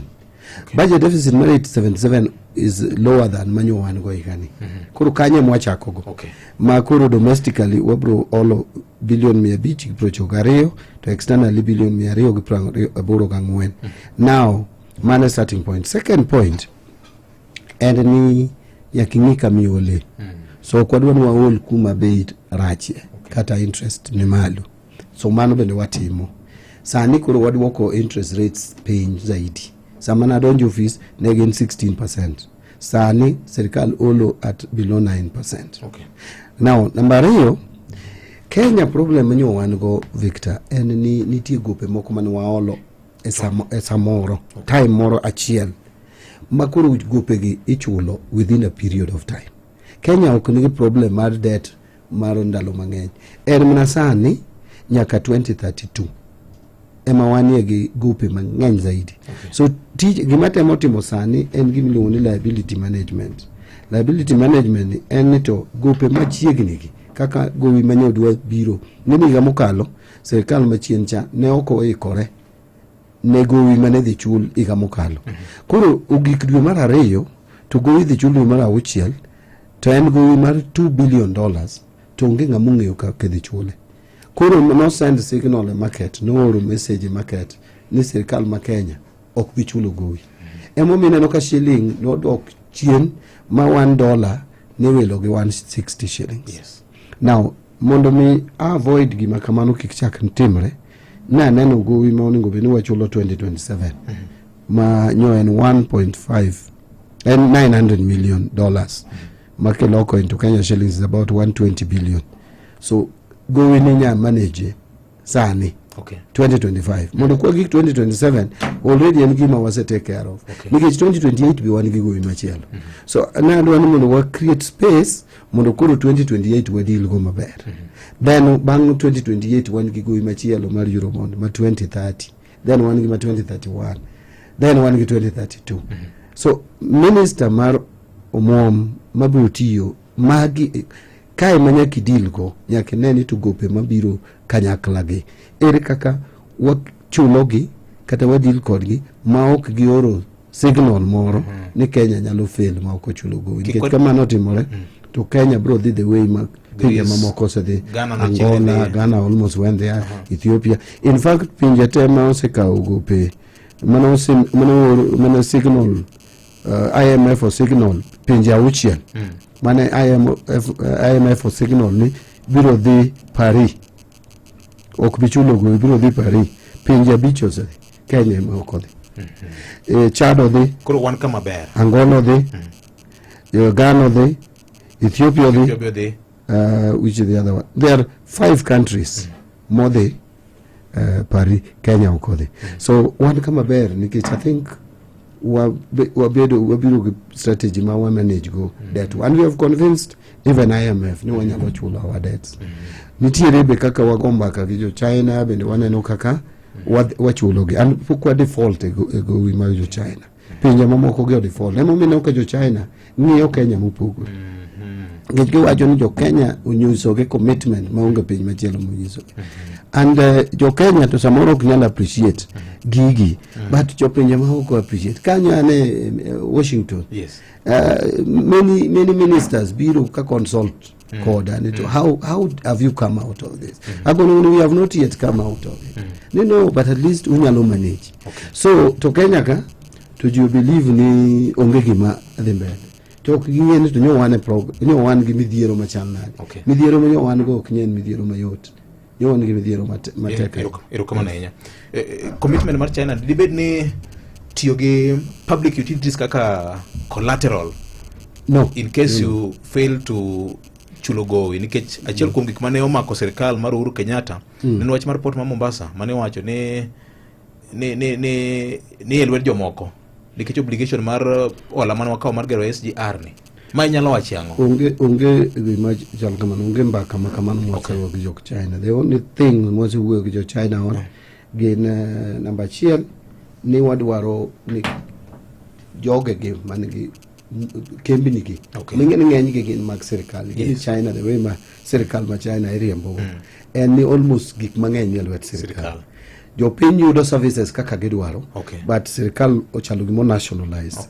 Koro wadwaro ni ka gibiro to ok gimiwa gope to gi loso projects gi in a way ma sustainable, kaka mwawuoyo SGR cha, kaka mwawuoyo Rironi Summit. Wadwaro ni wager gigi off budget, but at the same time oketwa gigowi kaka nyo wabedo go chien kucho. Mano mbaka mwago kodgi. Mar ariyo, warehouse space no oalagi kagen gi jo ket mwandu Kenya ka mondo mi jo watich gi wamiyo gi thuolo. Mara mogik wan bende gi yawon wachiro margi ngini chai ma Kenya gi kofi nyocha ok dhi China mang'eny. Sani gi yawon wachiro. In fact, king'iyo statistics, China is the most emerging market for Kenyan coffee and tea. So magara sani nitie team margi mobiro ka mobiro mna discuss kaka ginyalo import to wan waluongo ni export tea to China. So magi gik wako kod gimbaka gik ma are of mutual benefits was. Yes. Nabedo gi achiel kuom jotelo mawuok e ministry mari to gima no site en gima iluongo ni trade imbalance. Yes. Walokore chiro ma jomoko molo kaka produce kaka piny Kenya ka. Ere kaka wanyalo thiedho ma mondo wakonyre kaka piny. Ahinya kaka piny. Nikech currency of trade internationally en dollar. Correct. Gin donge inyo mheshimiwa? It's true. Ahinya kaka piny ma China. Yes. Nitie trade imbalances too much. Trade imbalances simply ni watero gik mwatero tin wanyo mang'eny kipimo gi gik ma wayudo kwa pinjego. America is a bit better, by the way. Ngin America is number 2 trading partner mar Kenya after Uganda. Uganda is leading, then America. So America nigi benefits kod wadiriyo. Achiel en ni ohala wa kod yokrach. Mar ariyo, trade imbalance ok ni malo. Mar ariyo en remittances ma oko diaspora. America is leading. Kurka Saudi Arabia. Now, gima watemo timo namba achiel makelonwa midhiero en ni wa keto maino ahinya agricultural products, raw materials. Ok watim gimiluongo ni value addition. Emo mineno ka sani maino marwa wakete leather industry kiti wadwa process. Leather is one pinya achiel kuom pinje motere leather in America. So wadwa ni mondo wa team value addition through kelo leather, manufacturing leather and other agricultural products. Wadwa ni mondo value addition otime tea, value addition otime coffee, value addition otime this raw materials mawatero okokocha mondo kikware over rely raw materials nie makelonwa foreign exchange. Nikech finished products ino ka ngato kao, in fact someone told us ni ino ka gimoro go Kenya ka like mananas, pineapple to the Dubai, tigole Dubai ikele Djibouti. From Kenya to Djibouti is less than 2 hours. Kenya to Dubai is 4 hours and a half. From Dubai to Djibouti is almost 6 hours. So ino ka wadugo to ndike ni made in Dubai. To king'iye tinongo ni en Kenya. So nyaka wangi gimomiyo gige timore. So that is why the government, one of the pillars mag sirkal is industrialization. And mane momino ka chako industrial parks counties wagero mondo any produce mawuok kuno wachak light industries mondo otim value addition mondo bet we improve on our value of our exports. Mane ni chari marazimio kana no blueprint marazimio koro en mara broad base koro sani en broad base umaji ge one broad base ga pero kama na itemo kona hidu wanao no nasomo blueprint marazimio to negi wacho ni cottage industries bro bedo each county bro bedo gima ongego and we can produce ne team na loso manifesto marazimio. Yes, ing'e mano ber ana chiel kuomgi. Ero kamano. Wach machielo momulo ngima jodua ahinya en wach mar leasing deso kembe mag sukari kuom higni 30. Process makamano nyosetieki. Yes. Kendo ne waneno kanyo ka joket mwandu nose kao oteku marito kembegi. Yes. Gin neno ka gima leadership, political leadership okoyie gi parone jopur bende ng'ur ang'o mane iye model mane manyutiyo ko gi sirkal kaka sirkal. Hapa ni maybe joma ng'ura ahinya gin josiasa. Gin josiasa seche moko ohero gik ma usowa. To jopur to kane ka ng'ura ahinya. But maybe nitie joma ng'ur. But Victor adwa mana wache nikech en a topic ma is very wide. Number 1, ing'eni from 1996 midhiero bedo komako kembni mag niang'. Yes.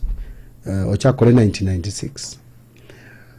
Achiel nikech productivity no chako bedo piny, management ma kembe gi bedo marach, jopur tero nenggi to ok chulgi. So something nyaka ne tim. Sirkal noloso task force. Mano include all the stakeholders mokelo report.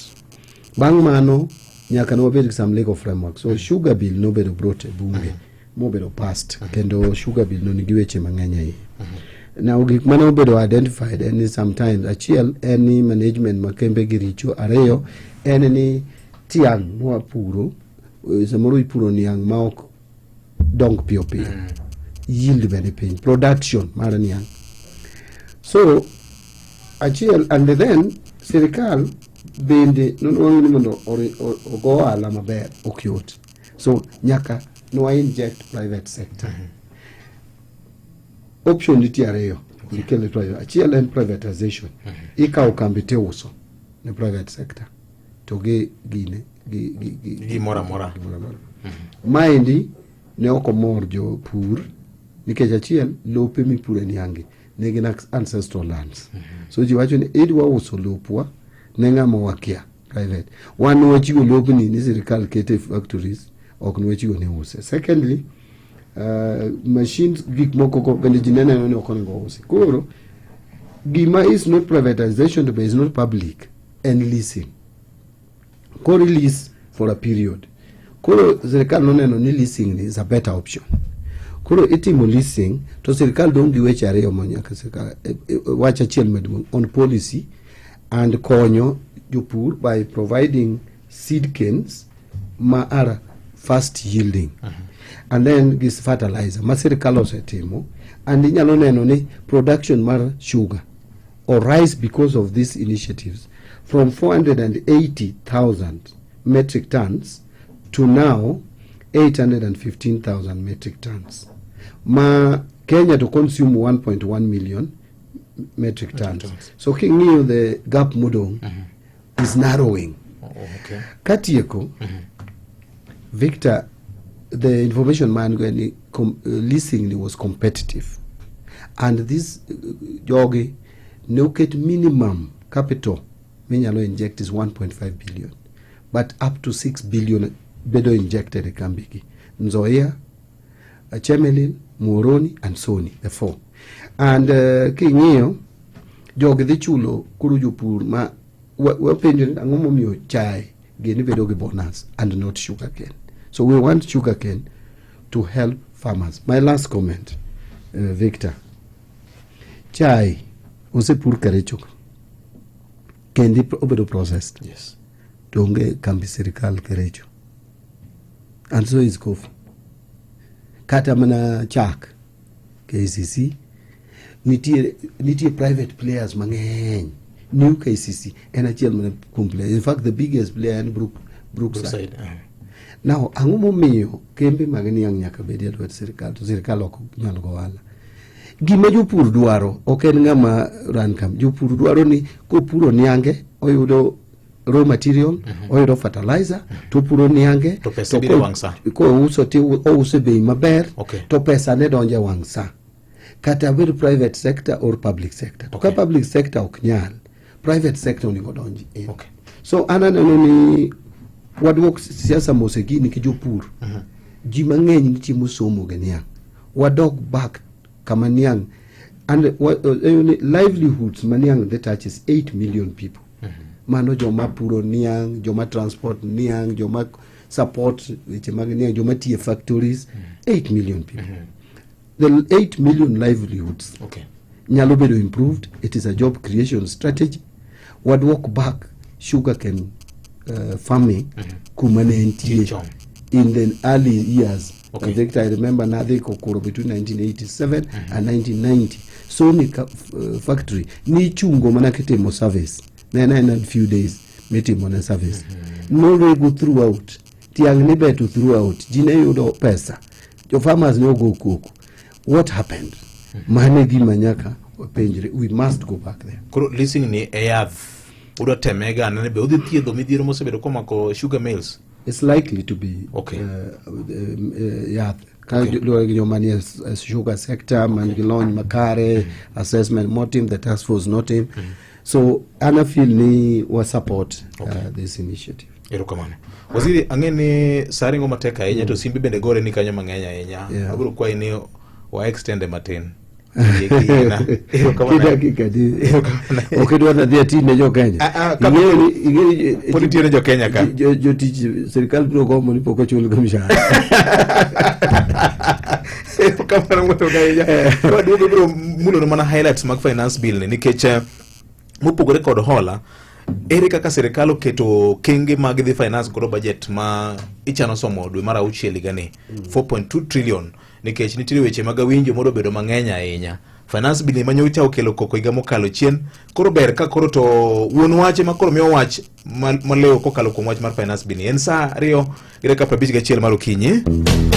Piny sama tek tidwa kweyo rem mar wich bar, lak maremo, leche kachiel gonding, tigi yath mar Panadol e nengo moyweyo. Panadol Extra sani en siling 15 kende, ka Panadol Advance en siling 10. Yud mari kawuono. Som chike mondike kor yath kapok itiyogo. Kare mosiko to ne laktar.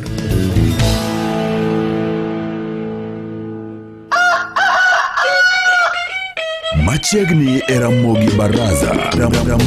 Piny sama tek tidwa kweyo rem mar wich bar, lak maremo, leche kachiel gonding, tigi yath mar Panadol e nengo moyweyo. Panadol Extra sani en siling 15 kende, ka Panadol Advance en siling 10. Yud mari kawuono. Som chike mondike kor yath kapok itiyogo. Kare mosiko to ne laktar.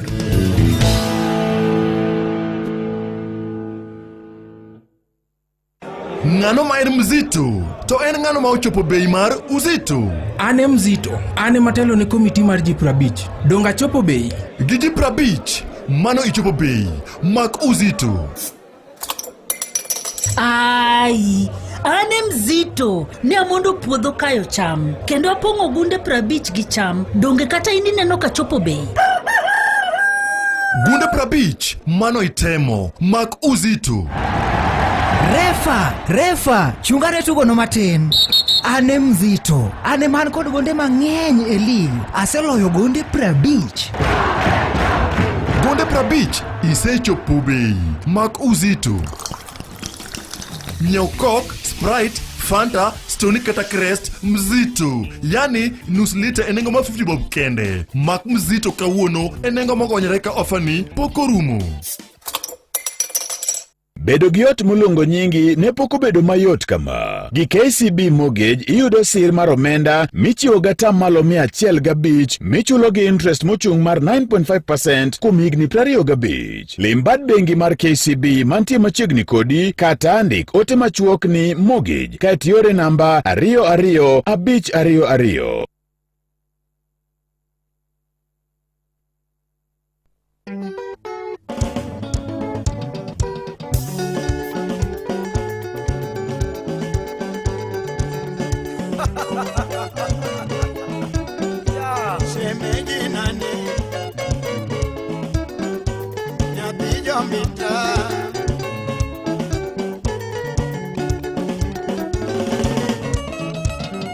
Kama na inya Mheshimiwa John Mbadi pod angoka ase kwaeka ni ubede piny matin kawagombaka Finance Bill 2025 ago mane iye wageno ni nitire gik mamoko mibiro medo usuru kuom gikoso nango.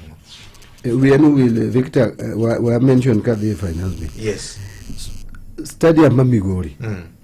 Sports funds locate pesa kendo ke land. Okay. Ile ger stadium musu chana jo Migori ndalo.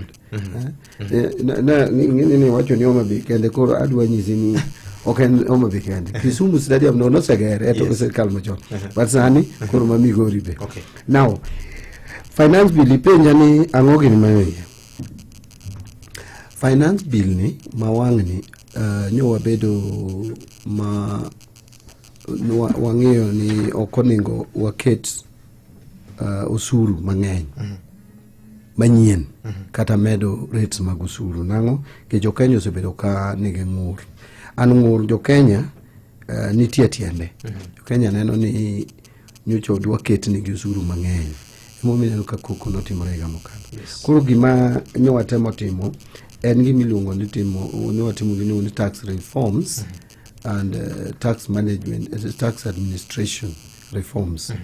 Koro yo michoko go usuru mwaketo mayot mondo ji mang'eny mondo be ni chulo usuru. Okay. Kik rem ma ok chulo usuru ka gitiyo gi yore mag chike to ng'ado kona. Ineno kaka ahero ga chiwo example ni rental income tax. Ng'eny ji ok chul. In fact mana 17% kende mwayudo. Koro nyowa timo mano to nitie bende ber moko manyowa keto et Finance Bill ni. Emo mineno ka bende koko ten Victor be inje koko manyocha wan go e Finance Bill. Sani ngeni made koko bedo mang'eny mogik ngech sani koro jo Kenya lat.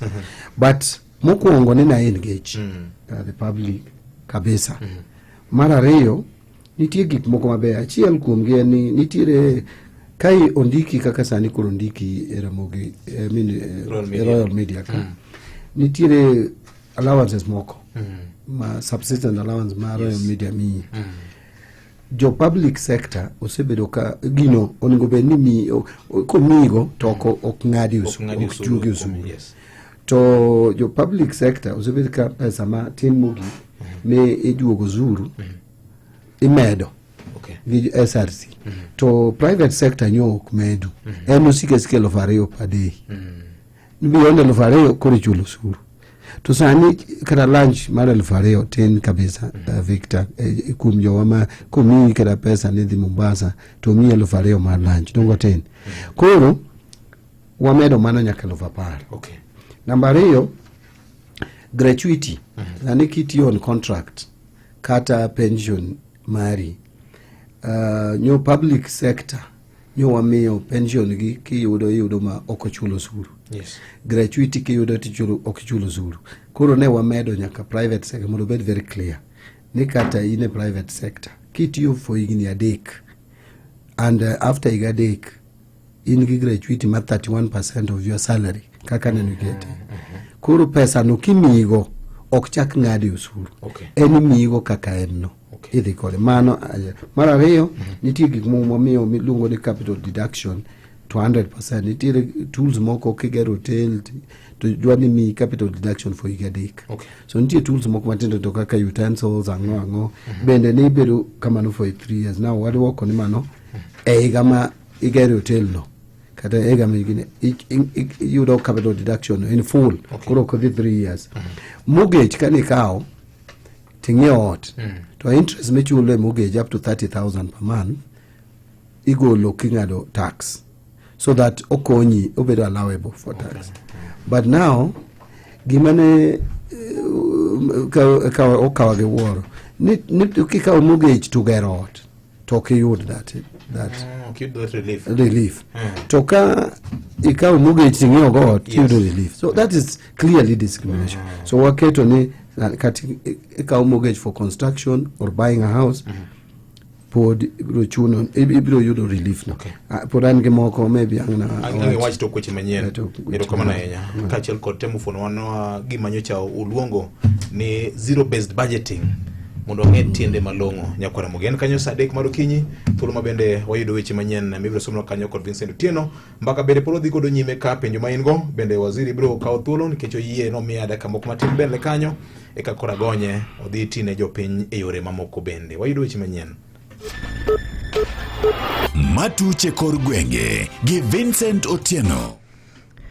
Oyawre nyakwara Mogajwang kendo machiegni achich ma itudo kod wach mar nek mar manen jaod bura ma Kasipul Charles Ong'ondo Were. Achijno bendi wacho ni ema ne oting'o jala mane odhi ma ochielo gi lisasi jatelo no apiko gikone to make. Achijno manyinge Amosa Barasa Kasili mane wachore no mi omenda maromo $50,000 mondo mi koro ne oter achich mabende itudo kod wach mar chielo gi lisasi jaod bura ma Kasipul Ong'ondo Were omaki hekadaka omake odiochieng' ma kawuono kama bende ma en kolure kod nonro ma bende notim ko ma olure gi nonro manotim ka bende report yango ni ne otiyo gi apiko mana manen KMFZ 413W kane oluwe bang' bedo ni ne apisa mag obila timo nonro mar apiko no.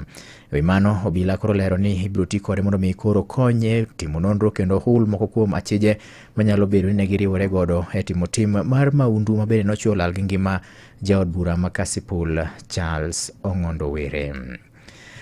Weche moko nyakwara Mogajwang en ni jatend migawo mar omenda John Mbadi oketo e ler odiochieng' ma kawuono ni limbe mane en kachiel kod jatend piny William Ruto ne otimo e piny mar China okelo ber mokalo ne oganda jo Kenya ma en bang' bedo ni moko kuom oganda jo Kenya osebedo ka ng'ur kendo penjore gimomiyo jatend piny ne okawo thuolo mar dhi kawo hola e piny mar China. Olero ni kotenre kod limbe makamano nitiere ndeche moko e piny Luo ahinya to e kaunti ma Homabay ma koro idhi losi kokalo e omenda ma bende nowuok e pinyno mar China. Nitiere roads moko mwamiyo jo China ke jo World Bank poko process yore mwamiyo jo China ma oningo jo China omiwa 72 billion to do. Nyo winjore ni yor ni biketo kanyo. Actually nyo winjore gi jatend piny yor no be waket kanyo. So in case ni maro World Bank deko kama odhi pio pio to 124 kilometers yo mabora hinya. In fact minister maro yo complain and waziri to ma no kange ni yo menye wacho ni bor kama. But it is for economic value because you connect wage Tanzania. So I'm geno ni either ubrobedo funded gi China or Githulono bende ne okete ler wach pesa ndiko jopuonjre ne penj madongo kata national exams ma bende wachore ni sirikal ne ogolo oko. Jatelo lero ka wacho ni ne gibwaso mana matin omenda ma bende ne giketo tenge ne bajete kotenore kod weche mag ndiko jopuonjre ne penj kama ne giduoke chien gi omenda maromo $62 mondo mikoro kwan ne donji ne migepe mamoko bende mondo mikoro ne yud pok margi. $62 yes mane okwagi migawo mar somo ne wamiyo gi less pesa mane gikwayo ne wamiyo gi less gi 62 billion. Okay. Ting'eni ministries te migepe te kwayo pesa mang'eny to nyaka wa rationalize ma wachiwe. In fact ing'iyo yor somo anyalo mi figures migawo mar somo wachiwe pesa mang'eny kabisa. Kata kamano jatend migawo mar omenda bende ne owacho ni migawo mar somo ne oket ne omenda mathoth e budget. Kama bende ne olero ni pesa ma sirikal ne oketo tenge ne chulo ne jopuonjre penj ok osebed ka itiyo godo e yo makare. In fact, Ministry of Education alone is 701 billion, which is 28% of budget marwa. But specifically wach mar penj. Pesa ma wachulo ne nyithindo mar penj clearly nitie abuse. Ok otiyo yo makare. Weche moko nyakwara mga jwang en ni weche mag yudo ratiro kaachiel kod chenro moko ma yudo e doho koro chwal machiegni gi jopiny ma en bang' bedo ni ogai mar Joel Buche Martha Koome nyoya wayanga doho manyien ma Kombewa ma yande ne oger e sub-county ma Seme County ma Kisumo. Koome wacho ni koro gande gwenge mag Seme koro ok bi bedo ni giwuotho ndamo marabora ka gidhi kuonde machalo kaka Maseno kod Kisumo ka gidhi dwaro chenro mag doho. Jatend Odialo Bucheno kata kamano bende ne opuoyo mokalo board mar aguch omenda mar kar dongruok mar ka chung' od bura ma Seme kuom neno ber mar mondo mi koro ne giger doho no e gwenge makono. Ne bende otiyo ka owacho ni bad migawo mar Odialo Buche koro dwa gero doho e kuonde chung' ute bura maromo 290 duto manie pacho ka, mak mana ni ne odwaro sir ma biro wuok e bedo migawo moko mag sirikal kaka Odialo Bura mamalo. If the law has said we must have 290 courts in all the sub-counties, we should have them. I see people always lamenting that we have not implemented the Constitution. The Constitution will not be implemented by anybody but ourselves. By us taking an initiative, like Dr. Nyikal and the people of Seme have taken an initiative and they said, let us establish a court here. So the judiciary is committed to ensuring that all Kenyans enjoy this right fully, regardless of the geography or economic status. However, we cannot do this alone. Our commitment to enhance access to justice across all corners of the county and our country calls for partnerships such as this one and collaboration, especially considering the budgetary challenges that we, the judiciary, face. Weche moko nyakwara mga jwang en ni ogai mar Owere e buch jodong Luo Peter Otianga ojiwo jotelo mag siasa gwenge mag Nyanza mondo mi koro were kod siasa mag tulo kinde duto, kendo olero ni siasa mag tulo gi akwede makoro sani timore e kaunti ma Bei kolure kod nek mar manen jaod bura makasi Paul Ngondo Owere ok onego bed ni koro josiasa moko tiyo godo e chwalo mbi magi mag siasa, kendo olero ni gima kamano ok ber ahinya ne jodak ma kaunti ma Homa Bay. Oganda Luo no luoro remo, oganda Luo no chwe remo, en wach machal nade to kapo ni laro telo, en tela ina mane momiyo weche koro dwa bedo ka wang'iya ne chike wa gi timbe wa kaka oganda Luo, wang'iya ne timwa gi kitwa kaka oganda Luo. Siasa en gima biro to kendo en gima kalo. Weche moko en ni telo matayo board mar munispa ma Ugunja koro chako chenro mar neno ni giketo puodho kata gitimo dongruok e lo elope ma bende oluoro kanyo kaka yo mar neno ni okete obedo maber kendo konyo ganda e gwenge makono. Ma en koluwore kod maneja mar munispa no Mano Fredrick Ochieng Opondo ma bende wacho ni tiyo kod lo e yo makare biro kelo ber ne oganda makono. Akilero nwa gi ripota mar e kaunti ma Siaya George Amolo. Manager mar municipal ma Ugunja migosi Fredrick Ochieng Opondo wacho ni gisechako chenro mar chugo plan mabiro konyo e neno kaka inyalo tigi lope manie municipal ma Ugunja kuno. Wadwa loso chenro mar gimiluongo ni Ugunja Land Use Development Plan. Wasechake kendo en gino mabiro konywa, mabiro ketwa e lai mambele mondo wang'e to ang'o monego bed ni loso Ugunja kanye, mondo jo Ugunja ng'ata madwa timo development to ng'en kacha ande inyalo time ma kacha ka onyal time gima kamano. 2025-2026 financial year wasetimo proposal ma ni budget process. Achiel kuom gi en ni wadwaro ni ndeche mantie town kanigo wadwaro mondo ogo lam kech ndeche mosemiyo jo Ugunja winjo matek kabisa yore mag wuoth. Migosi Ochieng mano wuoyo gi Radio Ramogi medo ni e hik omenda ma higa 2025 2026 gin gi chenro adek madongo mag dongruok ma gichano timo kama oting'o bero apeini manie boma ma Ugunja. Yo mawuok e bus stage ma Busia to dhi Ugunja primary to dhi Nyasanda to biro Kadisi to donji Aban. Ndara wadwaro mondo go lam wasekete proposal. Wan kod ndeche mawuok e town ka donje municipal offices to kalo en kaka ring road mago en ndara chir kumoro loso. Mar ariyo wadwa keto street light mogik. Wan kod project mar loso parking bay town ma dicho sechakre kendo tich dhi nyime. Koro manen project wan kod projects adek mwaketi financial year ni. Ka koro kwayo mana jo Ugunja mondo mi oriw gi lwedo e neno ni municipal ma Ugunja kuno dongore. Maduong' kabisa ni jo Ugunja awadwaro gimiluongo ni collaboration and support. Jopiny kong'eyo gima gidwaro to gishirikiana government to maendeleo dhi nyime. akwayo gin sasa mwaluongo gi Citizen Forum mondo gibi wawuo karachiel.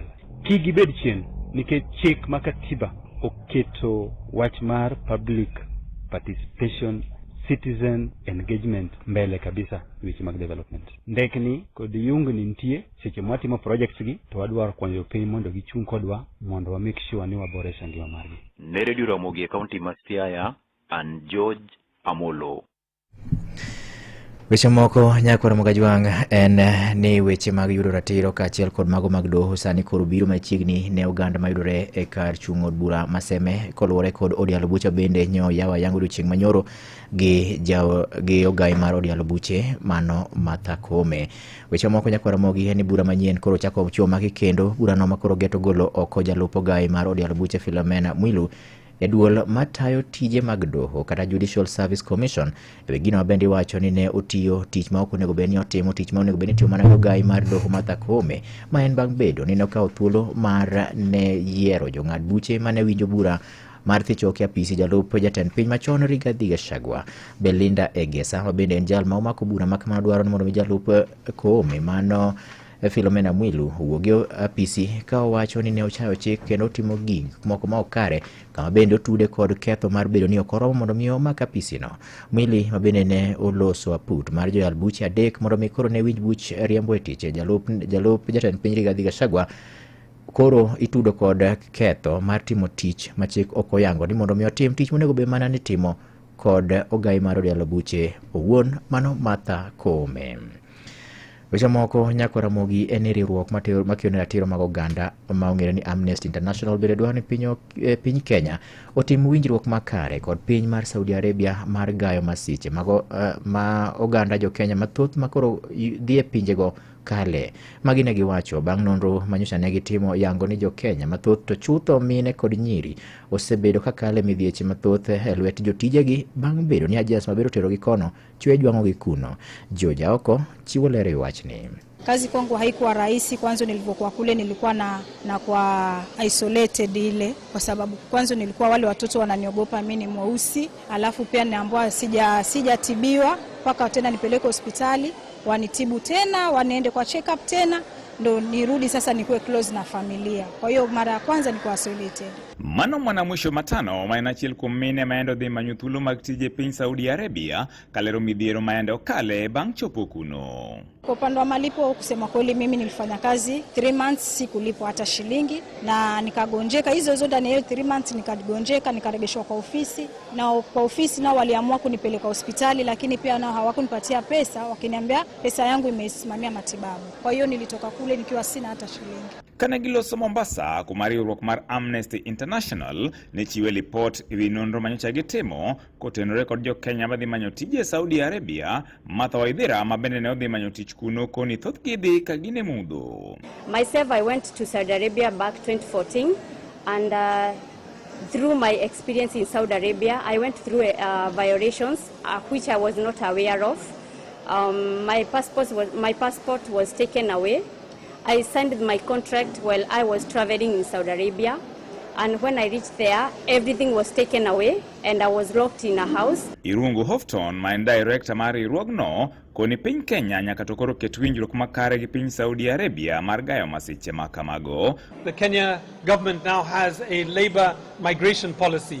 It is intensively looking for opportunities for Kenyans to go abroad, and as Amnesty International we are demanding that policy come with a protection rider, some guardrails that protect Kenyans wherever they are across the world. Wach mabende ne osir lwedo gi Paul Adhoch motelo ne riwruok mar Trace Kenya. So women have suffered in domestic households in the Middle East because of one elephant in the room called the kafala. Kafala system essentially ties the worker to the employer, many of whom believe that then they've bought this employer and can do whatever they wish to them. And therein lies the slavery, lies the abuses that the women experience. Ne Radio Ramogi e county ma Mombasa, and George Aoko.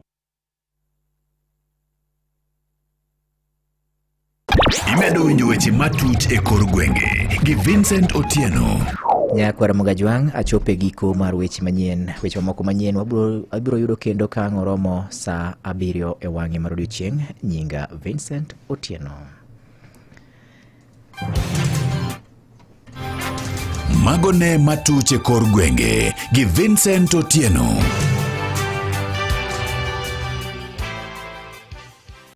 Dakika 14 tok saa 3 mar okinyi ma kawuono Nyakwar Mogajwang' wadwa ni otegi waziri mapiyo piyo nodhi nyime komulo wach mar Finance Bill 2025. Isetieko koso nitie penjo ma Vincent openjo ka mangima ni what about Kisumu? Of course ni se tajo programs mu itimo Kisumu. For the interest of time Simon okarengo mateka enya timbe. Maybe adwok Vincent wopongo ganda luka. Yes. Adwok Vincent kapo ka gina awinjo ko wacho ni kalam ni odwa odwa maber ahinya. Neno Vincent gigi watemo timo balanced development kendo wa support. Samoro ok nyal bedo the same rate but almost king'eyo away SGR kado bedo not serve the whole region but only through Kisumu. Kabonyo Kanyagwala, you know is going on. It's a major project kanyo. As I mentioned roads ka to nitie gima pok I mentioned Jaramogi Oginga Odinga referral hospital. Now hospital ni en hospital maduong' kabisa mwang'eyo for over the years and onge ng'ama ose paro ni hospital ni onego bed level mo onego bedie ma level 6. One gi level 6 hospitals, Kenyatta National Hospital, one gi Moi Teaching and Referral Hospital, Kenyatta University Teaching and Referral Hospital, Mwai Kibaki Teaching and Referral Hospital, Othaya is a level 6. Yet Jaramogi manilu ne Russia nyaka ne pok no gi level 6. Now this government actually menya wadonje cabinet process cabinet memo mane ma sign that cabinet memo the attorney general Mawan Gosani Dorcas mabe ing'eyo nyathurwa wa sign cabinet memo mo make standard level 6 kuro wa anyisi oala magino kendo nyocha county government of Kisumu mo tell negi professor my senior Nyang' Nyong'o allocate about 400 million every year for that hospital. Emomine uke ji chuno ji nyaka dhi mana Eldoret ke joluo tuo joma Siaya joma kule dhi mana Eldoret Kenyatta. Now because ani level 6 wa allocate ne 2,831 million. 2.81 actually ni 3.2 and ani kechinyo wa rationalized budget ubiro to 2.8. 2.8 is almost 3 times pesa menyo county kete to pesa menyo county kete cha be wagonyo ne county kuro dhidhi e weche mamoko. So nitie gik ma ng'eny ma mwatimo and okay kamora chiel and almost everywhere in the republic and ndaramo iwacho me so many news ka ni umabe ndarama wacho cha mari roja o makoma be gi Migori nyaka Tanzania. Okay ma be erokamano. Yes erokamano. Back to finance bill nikech mano en agenda maduong' nitie moko manye wacho ne ibro lero nwago nikech bank bura mar cabinet nolieko ni bet wang ni finance bill ni dhi bedo gimode onge ma japiny luru manyo nitie dhi kamoro ni nitie usuru mang'eny mane dhi medi ginang'o gang'o ma samoro walo wigi mo waluongo gi though ni ogolgi from VAT zero rated to exempt status. Koro ne kane atieko gi the good things wawacha chiel kende kata dhi mano. Yes.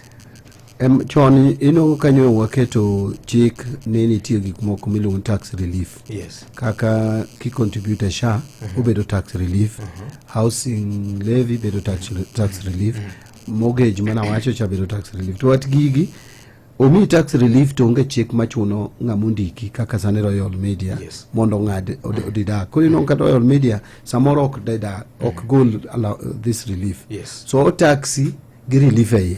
Koro ka igarumo koro kidhi claim. Now sani koro waketo chik machuno your employer ni any relief ma serikal oketo nyaki me employee mari that relief. It is a mass makoketimo to en makosa. Now ipenja ni to gin gik mage ma wagolo e zero rating to exempt. Ingeni zero rating moko ngisoni ka gimoro ntie obedo zero rated tiende nang'o?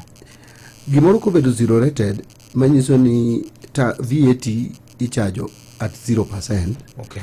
To king'iew gino, let's say ning'iew raw materials mondo los gimoro. Yes. Koro raw materials ming'iew ka, kichule osuru, tibi iloso finished product ma zero rated, to okichulo osuru, to osuru michulo king'iew gik milose go ka, biduokoni. Serikal duokoni. Iluongo tax refund. Okay. To exempt, to ka product an exempt manyiso ni VAT ok charge. To gik mane ng'iewo kilosego, usuru michulo ok duokni.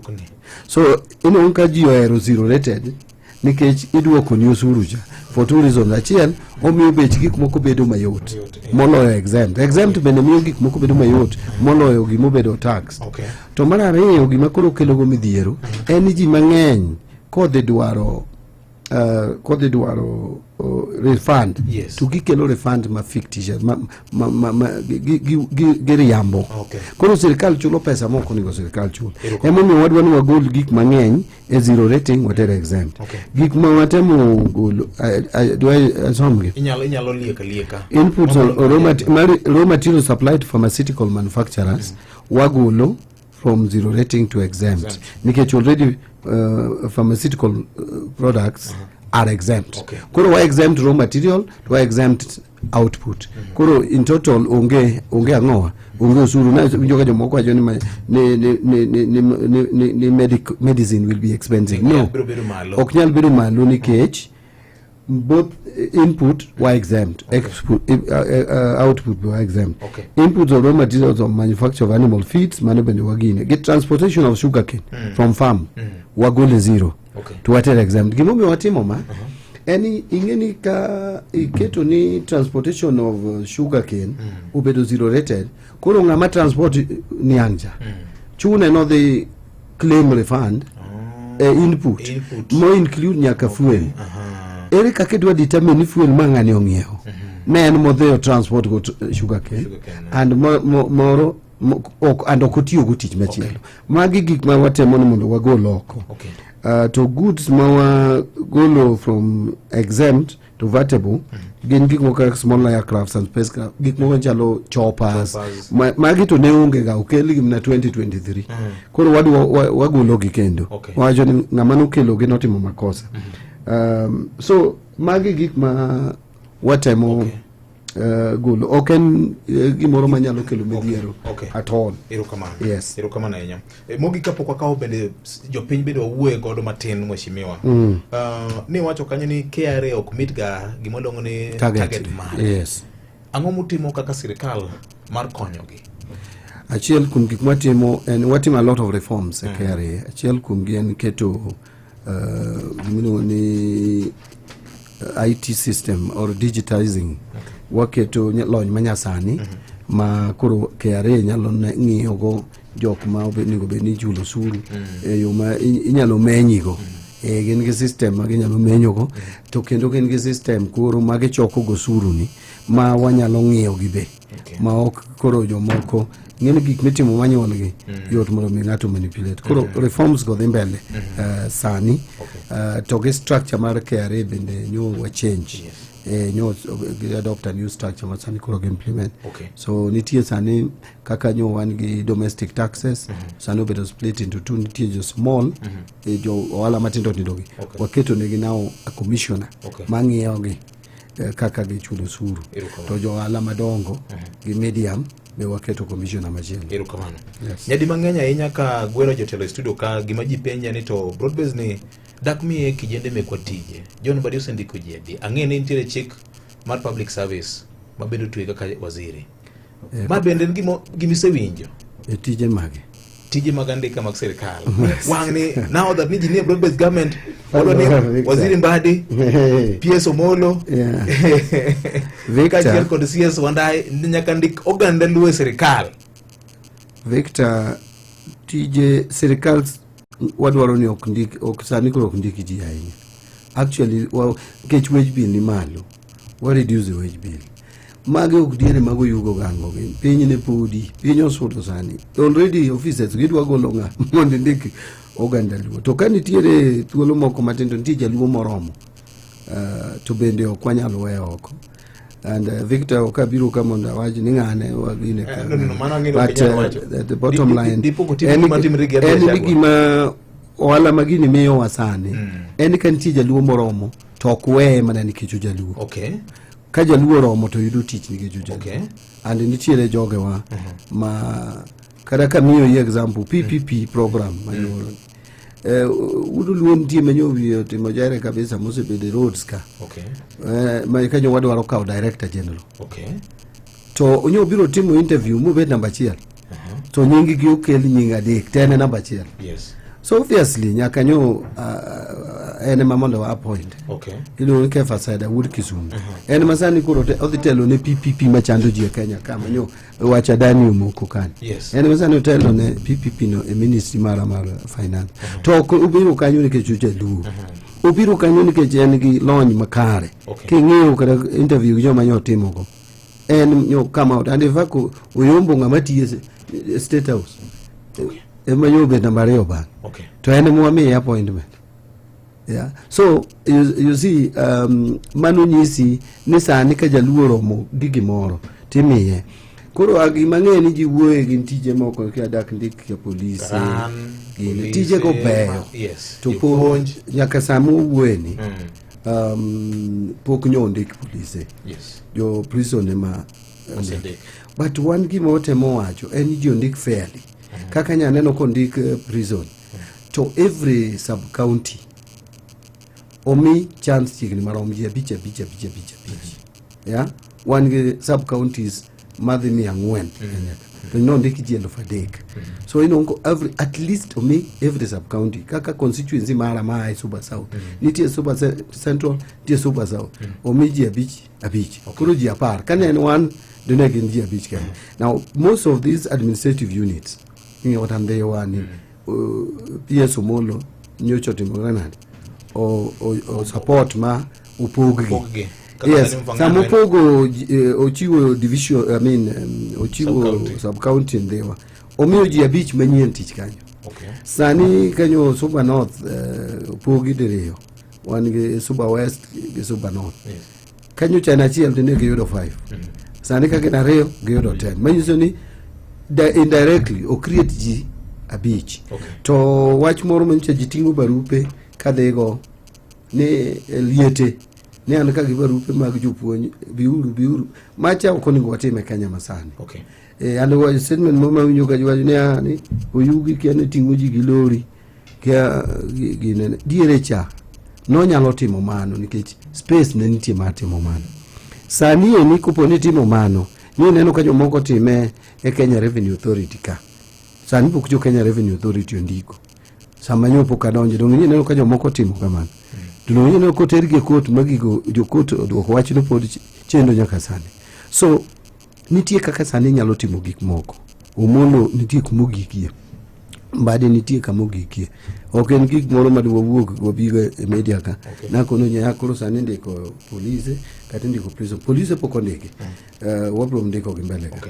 Kata ndiko jolweny. Koro sani alando. Jo Homa Bay, jo Migori, jo Kisumu. Koro wabro kawo ji abich. Mano kwa. Kenya masano no wae. Yes. Maybe kana manatiji moko mago hala masamoro oteku mari Kalambi cha nyalo konyo yawuot mantie kod kembe moko ma tiyo gi sirkal. Bentie kaka nyalo konygi maybe through Agpo gi mamoko. Bentie kaka nyalo konygi chick. Yes. Nikech ngeni comedian no idhi a dangerous ground. It work on a manipulate procurement. Joduo no wacho ni sembi pimo gi nyamin. To nyadi mang'eny nyaka jigo simu ka wacho ni isechiwo ranyisi mag tije mag andika. Yes. To mago hala ma ji nyalo ter gi sirkal gi. Bentie kaka inyalo kony jowa gi girube margi. You see, nitie support minyalo mi ji in terms within the law. Yes. Mago we can support. Ngama ni wala no ma feel ni onyalo konye kata maybe accessing credit mondo tim go ala within the law. Inyalo wuone banks economy ngani nigi this LPO or LSO support euru. But within the law. And then katamna procurement kangato bedo treated unfairly we can support within the law. I want to emphasize within the law. Because kitime outside the law, kata wuok office ni podi biluonga ba. Okay. Chapter 6. So awakadwaro ni ka wuok office to podi chakiluonga to duoko penj mane gik mano timore kan office. Yero kamano. Yes. Nikeni mia samatin wawinja nane jopiny wacho nang'o koka. Simbe to dwaro miganyo ndasi mheshimiwa. Ang'eni nitiere migao moro monego bed ni ringe dhiye. Adoni kiro thuolo te jako mana wach mapiyo piyo nyakwara Mogajwang kadipo nitiere kamoro ma waziri okolero titik kod thuolo ni mondo winya neno. Mogi. Hello. Hello, Vijay. Oyaore. Mfano sio mbadi. Akao mos. Pascal Oranga. Pascal Oranga machiegni. Hapa ndio kama endi. Yes. Awinjo kwa uwe tuchini kaza sande kuwa watu kazi kwa vijana kazi mtaini kwa nini benita kore. En kaka dero maduong' mar piny owacho mar joluo mar piny owacho mar Kenya mangima. Yes. Tiji osebedo ka konyo joma matindo. Ibi ketne pesa mar biro tema helero joma matindo piny biro konyo kabisa mondo weche magin security moko bende odore piny mar ariyo. Joma nohinyore kinde mag lanyo mosebedo ka hinyore kata mondo bende chulo kaka IDP. Yes. Pesa gibo keti kanyo en dero maduong'. Mondo jowo winja ne wachi ng'en mbadi ko wuoyo kan ke wachi ndoro gocho foto to joma tiyo godo. Yes. En kwayo makende ni kaka jo ODM. Yes. Jotelo duto te ma bunge maluo kaendi. Yes. Wa support jo mantiere sirikal. Maki jomoko ywa oko to kopo ni jomoko weyo oko to ywa musiwo wa kodgi. Mane omondo timre koro Musa Nyangwa mano Nyangwa. Erokamano. Erokamano. Wood Migori County. Maramogi. Hello? Hello, Vita. Oyaore. Samuel Owida machiegni. Yes. Nyangreswa. Yes. Yes. Victor procurement tumegojowa. Kata mana serikali ma county ni wojo hala maturwa.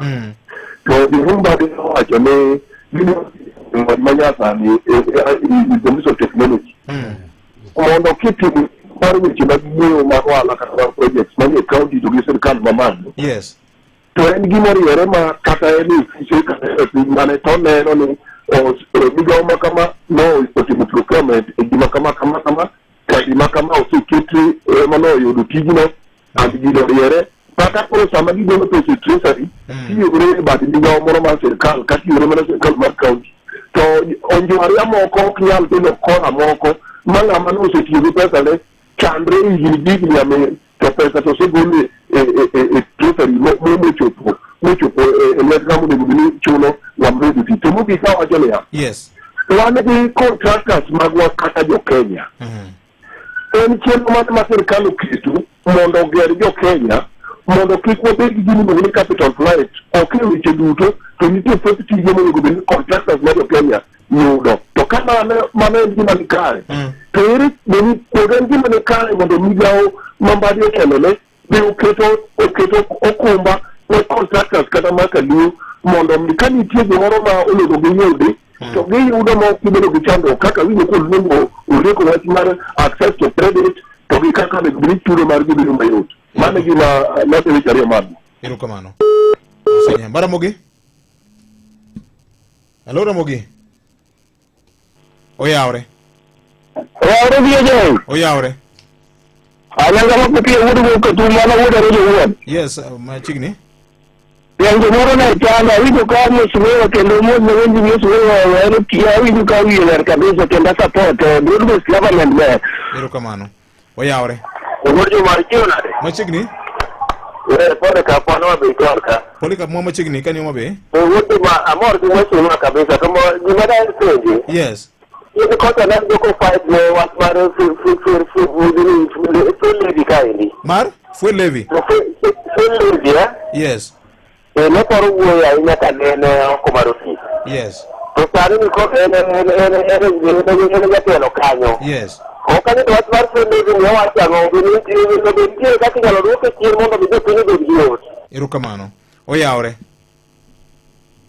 Oyaore. Oyaore? Wudu Juma. Oyaore. Oyaore. Machiegni ne amo. Jower. Wan kama iluongi nga? Musna musimile maudu jagwati Magunga Center. Machiegni Magunga Center. Kora koni rabet. Yes. Minister mar finance mar Kenya mzima. Yes. Kuro gimeruko kwa nito ya maru kwa minister mar ya bitwati mona ngekidi dipende ki ya tungi rabet. Yes. Ya maru dipende ki rungi ka didi dispensary yudu mani ya tungi dunia. Kuro kuka minister mar ya tumodu kwenye gende kanye. Okay, waziri mar health gi chief officer mar health Homa Bay County. Oyaore Nyakatolo. Mheshimiwa. Iseywago ndaro ma Awasi Katiti iseywago ga minga e radio ka. Awasi Katiti road iseywago ga minga e radio ka kigo simu. Nango? Network chande. Okay, waziri adona mithulo mar chagi penjo mar Pascal Oranga ka kazi mtaani ni wondero wach mar IDPs kod plea ma okwayo godo jopiny luo mondo support joma ni e broad base ni. Mokwongo kazi mtaani en gima ber kabisa kendo wasewuoye. Yes. Gima ang'eyo ne sirikal loso program nikech okwadwa ni midhiero mno omako kazi mtaani mbele kucho. Okay. Wagombo support. Okay. Kazi mtaani mondo mi jowa tije. IDPs ama submit ni mapo kwa walose but ang'eyo ni kijana chiel kuom gik manyo ni MOU e kind ODM gi UDA jo wase chandore from 2007 I hope ni wabro yudo the real IDPs nikech tinde be wan gi masqueraders mang'eny but nitie list ma original oningo wangi IDPs gi kata madipo no chako bede bange but ahinya ma 2007 but pok keto any money for it and en gima pok ne wa move forward. Any MOU mar the two parties. Ang'eni bro bedo dealt with the ODM leaders and benda yegi Pascal. Ing'eyo Victor, onge sirikal mi bede nus. Wa bede sirikande ni wa los gik manyalo loso nikech gima kinji okong'eyo. Kugik 2027 wachak wang'i ni to area arrangement mwa bedo go and kuponi arrangement wanidhi maber. Nikech ngini options di bede matin. Wadhi bede gi options ariyo kata adek. Kupo ni wadhi maber, sirikal ni odhi maber. To I feel ni oningo bede ni what make a decision to waendelea mondo wabede sirikal kendo even after 2027 nikech bedo nyaka 2027 okoromo. Nyaka gik mwachako sani wadhi go mbele. Samuel Wida procurement openjo maber kabisa. Procurement en gima kana donjo office to ema chakogo and nyoro tarik abiriyo dwe mar ang'wen ne wa launch officially procurement masani en gima watimo en wa on board MDS te ministries te departments te agencies te mag sirikal nyaka county government gin about 3000 agencies ma wakete procurement by July 1st wadwa ni procurement mag sirikal te obede procurement platform and gimora mora mibi chul en gimo kadhe through procurement. Procurement konyo wa nikech en obro keto transparency e procurement. Kata in America you don't have to bedo in Kenya to tender. Inyalo bedo ni dhi wuoth ti ora tender ni a system. And ibro neno jowadu mamoko be kako oro maggi. And ibro no ka juse oro ibro neno kata kaka timo evaluation. Maka prendo bedo awarded kata in kendi ibro wacho ni oyo no yomba no lawyer kini.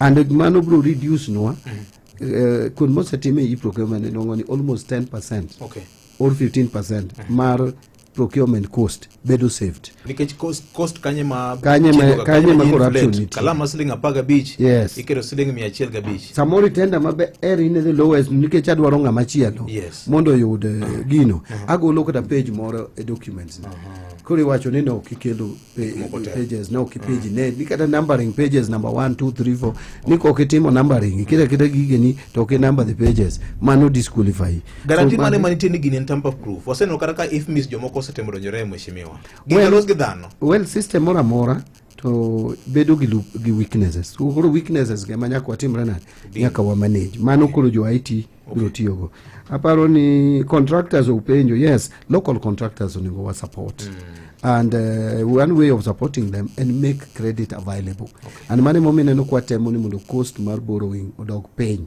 as a kind mondo all contractors magwa oyudo gimomiyo Chinese contractors yudo tich e Kenya ka gidok thuche gi kucho to giyudo loan e yo mayot. So mano nyaka watim, and wasechako wan gi nyaka institution sani ma wadwa miyo support mondo Kenya Invest watemo miyo support mondo make sure ni oginene o support contractors. And again what one mondo there is a minimum, in fact there is a legislation in parliament madwa prescribe ni ntiere contract sum ma kapoko gik to okbed tendered internationally. Okay. On the same note, ngiuru ka kunyalo chulo pending bills bende ma osebedo midhiero kabisa. Pending bills so we are working on. Mag roads are already going on ichulo. Moko gi bende serikal wamanyo yo mar chulo gi below the budget, below the budget. Okay. Jarujo support. Okay. Fuel levy, yes, one reforms a fuel road maintenance levy sector and the fuel sector in terms of VAT and all that. And gima we are working on, and sani gima podi chando wa enyo wan gimi dhiero. And ingeyo ni nyo wan gimi dhiero magope. Makuwa chako ngado pesa mabiro na serikal ma okwa ng'eyo to wanyalo end up ni kata essential services machalo health, machalo education okwa bi provide. Koro wang'eyo ka uchumi dongo, then we will make sure we reduce some of these levies. Okay. Yath maungo siptende mano aparo ni KEMSA nyocha ni gimidhiero to wamiyo KEMSA support. Sani waketo ne KEMSA billion a beach. Wadwa ni mondo KEMSA obed gi yedhe or supply counties and because yedhe actually in a function of county. But Victor, ukanyal bedo kata chako blame counties ni mok ng'iyo yedhe nikech counties be nigi midhiero. Pesa samoro oktony maber. Koro nyaka wang'e ka kwa support gi. Pesa oktony maber ni mide kogolo pesa wangsa koso. No, pesa ma wagolo to be ok de kanya. Sani pesa ma pok wagolo en madwe mar 4. En ni budget gi. Keng'iyo gi mahitaji. Kech staff ng'eny counties koro pesa dwa no medi. En ani pesa matin. Wino ka sani gi kwayo ni omedi gi jo Senate nyo dwaro 467 amba kono ni anyalo machiwo 405. Ka economy improve nyaka wane ni wamedo gi pesa. But counties betemo a level gi wabro ma urge gi ni gi prioritize inyanya yedhe e osiptende, but watemo support KEMSA sani and nitie sani contract ma KEMSA o sign gi counties kaka koro gibro supply yedhe kaka chulo gi mugi apa nyarkato nodwa penjo awasi katito na ne waketo ne pesa kendo aparo ni immediately ma pod gi budget gi bunge to tendering bro timore kendo yorno ngadi ni bro chake kendo en yo mar KENHA, Kenya National Highways Authority ma be regional jatendo madi region makarwa en wuod dalawa nyiro ni engineer Kodera. Erokamano. Yes. Okay. Mapio pio arang penjo ka mheshimiwa neno mana ka ji komendi ka kum tich matek ma itimo ka most students bando pesa mag schools, capitation mag schools deko malicha yenya. Wan kaka heads of schools obedo ka tabu. How is waziri planning to address this? Erokamano mudonga yenya kuomote marika endi. Aito penyina nyang yo mawuok Rangwe Oboke ndege oriedo Nyakuru Nyakarongo tich ochung to rais no osechako lose Felix Oyombe wacho kamano. Erokamano mudonga yenya. Erokamano nya. Apa ni mano penjo gi wanga paya mamoko bende manyise lero adona mi mana thuolo mondi wach mari mogik waziri nikech ngisa kanyo nitie kamerenge mapio kik investors renki onge. Thank you. Actually, question ma open about capitation okwadeka ina. In fact, capitation ma term 1 wachulo in January, watieko in February. Masane be wadwa chulo, we are going to finish paying, possibly kapok dweni orumo. So capitation wachulega in full, and okwachule news. And anisa moro budget ma Ministry of Education oyudo ematin, but wachiwe full. Rem kingio get the number of students. evidence. Wach mari mogik. Now on Rangwe Obok nyara nase wuoye ni ne wa chulo zamani abro find out gimomiyo contractor poko the abro penjo jo roads why. Wach mara mogik katieko en ni joluo actually oken ngero ma joluo but iwacho ni Rome ne okoger godiochieng' achiel. Wuoth be kidhi mar kilomita 100 nyaka chak gondamo mokwongo. Gima na adwa na wach ni jothura ni wayudo thuolo sani e sirikande ni mabenyo chokwa kedo ne to jatendwa manyocha otelonwa aning'eyo very well ni sebedo jakom mar ODM the longest 10 years and still a member of ODM ne o decide ni tiyo gi sirikal masani morwako sirikande ni koro wantiere by right okoningo wachal ka gima wan johanya nikech Victor kupogore gi presidency ere gima duong' malich ma ng'ato nyalo miyo presidency moting'o jalupne gi president onyalo miyo mna kamipoge pesa and omiwa kamipoge pesa omiwa go sama be weche tek but kada weche tek to ibiro yie koda ni king'iyo gima wasetimo to at least jothuro ayudo gimoro king'iyo migawo manyomiyo Opiyo Wandayi mar energy ni ogoye mane wang'e chal mag wacho no gongoka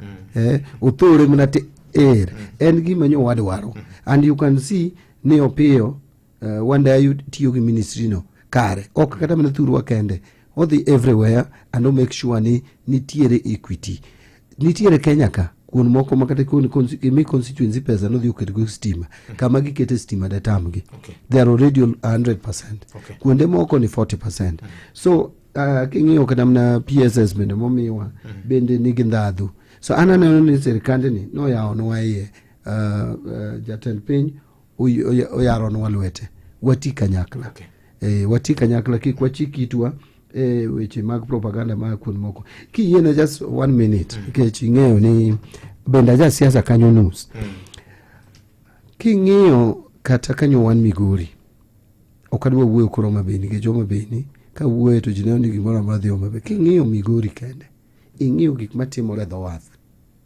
ing'iyo chirni megero Migori sani ing'iyo ndirni makoro wadwa medwa chager Migori ki ing'iyo stadium makoro ketne pesa midwa ger Migori en sirikal mane ma detim gigite magitimore nikech first jatend piny uyie tiyo kodwa ineno kodhi nyaka Meuru I don't know how many president aparo ni nyaka ne Kenya yudo uhuru onge president man gi kondo mar president mosenyono Meuru onge president mosenyono Oria ining'e kuma Oria nitie modhi ochung'e ndara mar Oria kachacha Oria center president mokwonge en president masani gigo ok timre by accident otimre nikech chunye ni kanyo so wan bende kako seyaonwa dot mondo wadonji omiwa kom omiyani watigo omiwa kom omiyo Wandayi watigo omiwa kom omiyo Molo watigo my last word and as leaders wati kanyakla anamor kaka nyo wachako tich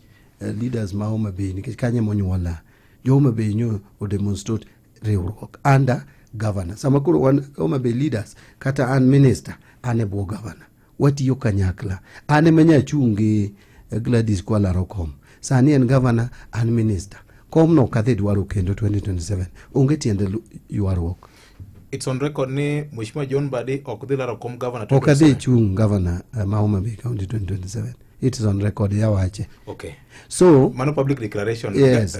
CS John Mbadi ok dhi chung laro kom governor no I'm not koro adwa ni mondo wabed sani eni ing'eni kata yud kom mar governor to jothuro koyudo konyruok onge ohala ka kombe ma wan gogi ma Nyasaye omiyowa ma samoro pok nodonje e county mar Homabay kata piny Luo kwa nyalo tiyo go mondo jowa oyudi achiel ariyo adek ok ni wadhi loko ngima mar jowa godiochieng' achiel but gima giyudo no e gima nonego bed ni wa fight ne tij governor to biro mana samoro konya kenda ka ok onyal konyo oganda so an gima neno ni kaka nyo wachake no e kaka onego wadhi kik wabed ni awinjo ka ng'ato wacho statement moro ni kik jotelo mamoko ing'eni differences to nyalo bede but wabed sober kan nitie chwanyruok moro mekindwa to wabedo kanyakla and I'm ready to bedo gi jotend Homabay mondo akonvene gi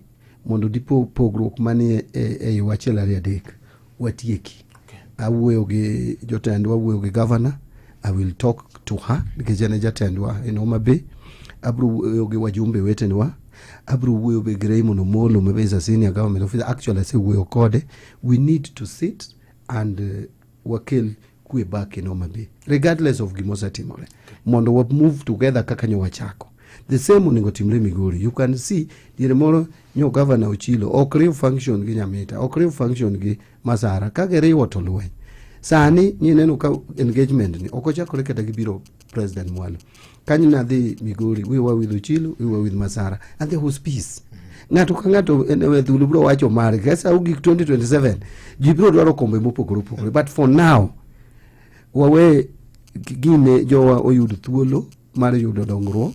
To gima agombo ni kane nyalo rume pinywa, piny luo to rum en wach mar beti, en wach mar goruok. Ma ng'ato ting'e nga beti wuok e dalane ma de ng'ato bad ng'ato maluar piny over ja siasa. It is not worth it. It is completely not worth it. Onge tiende chwero remo nikech ja siasa. Jok mine ni chwero ne remo to koro mu Nairobi to madho chai together. Jowa should now learn civilization as siasa and tolerance. And I really am very emotional about it. Asego siasa abede bunge igni 17 ko yera and ariyo kabedo nominated. Sani an CS. Agike level ma agike ni okachwer remo, okaneg ji, okadwa ni ji adre bete ng'ato ng'adu mwadgi. Ane mane ma Nyasaye nyalo be gwedhigo. Kichwero remo ndalo ni bende tin e siasa. But kukichwer remo Nyasaye bro kungi makata sama ji paro ni lwar. You will still come up. That is the message mana nyalo weyo ne leader mora mora. Mondo wabed gi unity across piny joluo. Thank you very much.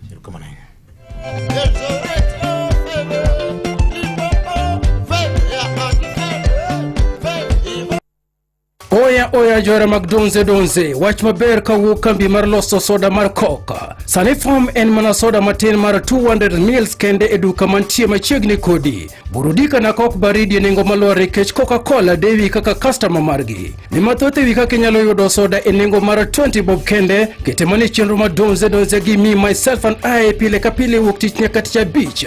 Moro kendo kawuok Coca-Cola Company to mane donze Ramogi FM. Yud fungruok mapiyo ne wich bar, onding maremo, lak maremo, kachiel gi leche e nengo mayot. Panadol Extra sani en siling 15 kende, ka Panadol Advance en siling 10 kuom paket. Som chike mondiki kor yath kapok itiyogo. Karemo siko to ne laktar.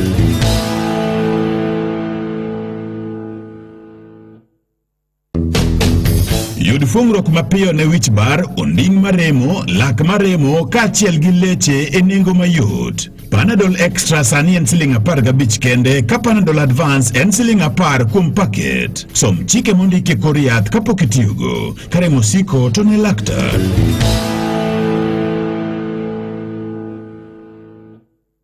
Be in gi lek mar bedo gi ot mulungo nyingi? KCB Mortgage e duoko mari. Wamiyi sir mar omenda gata malo 105 michulo gi interest mochung' mar 9.5% kuom higni 25. Ndik mana ote machuok ni mortgage ka itiore namba 225222. KCB, we make home ownership happen.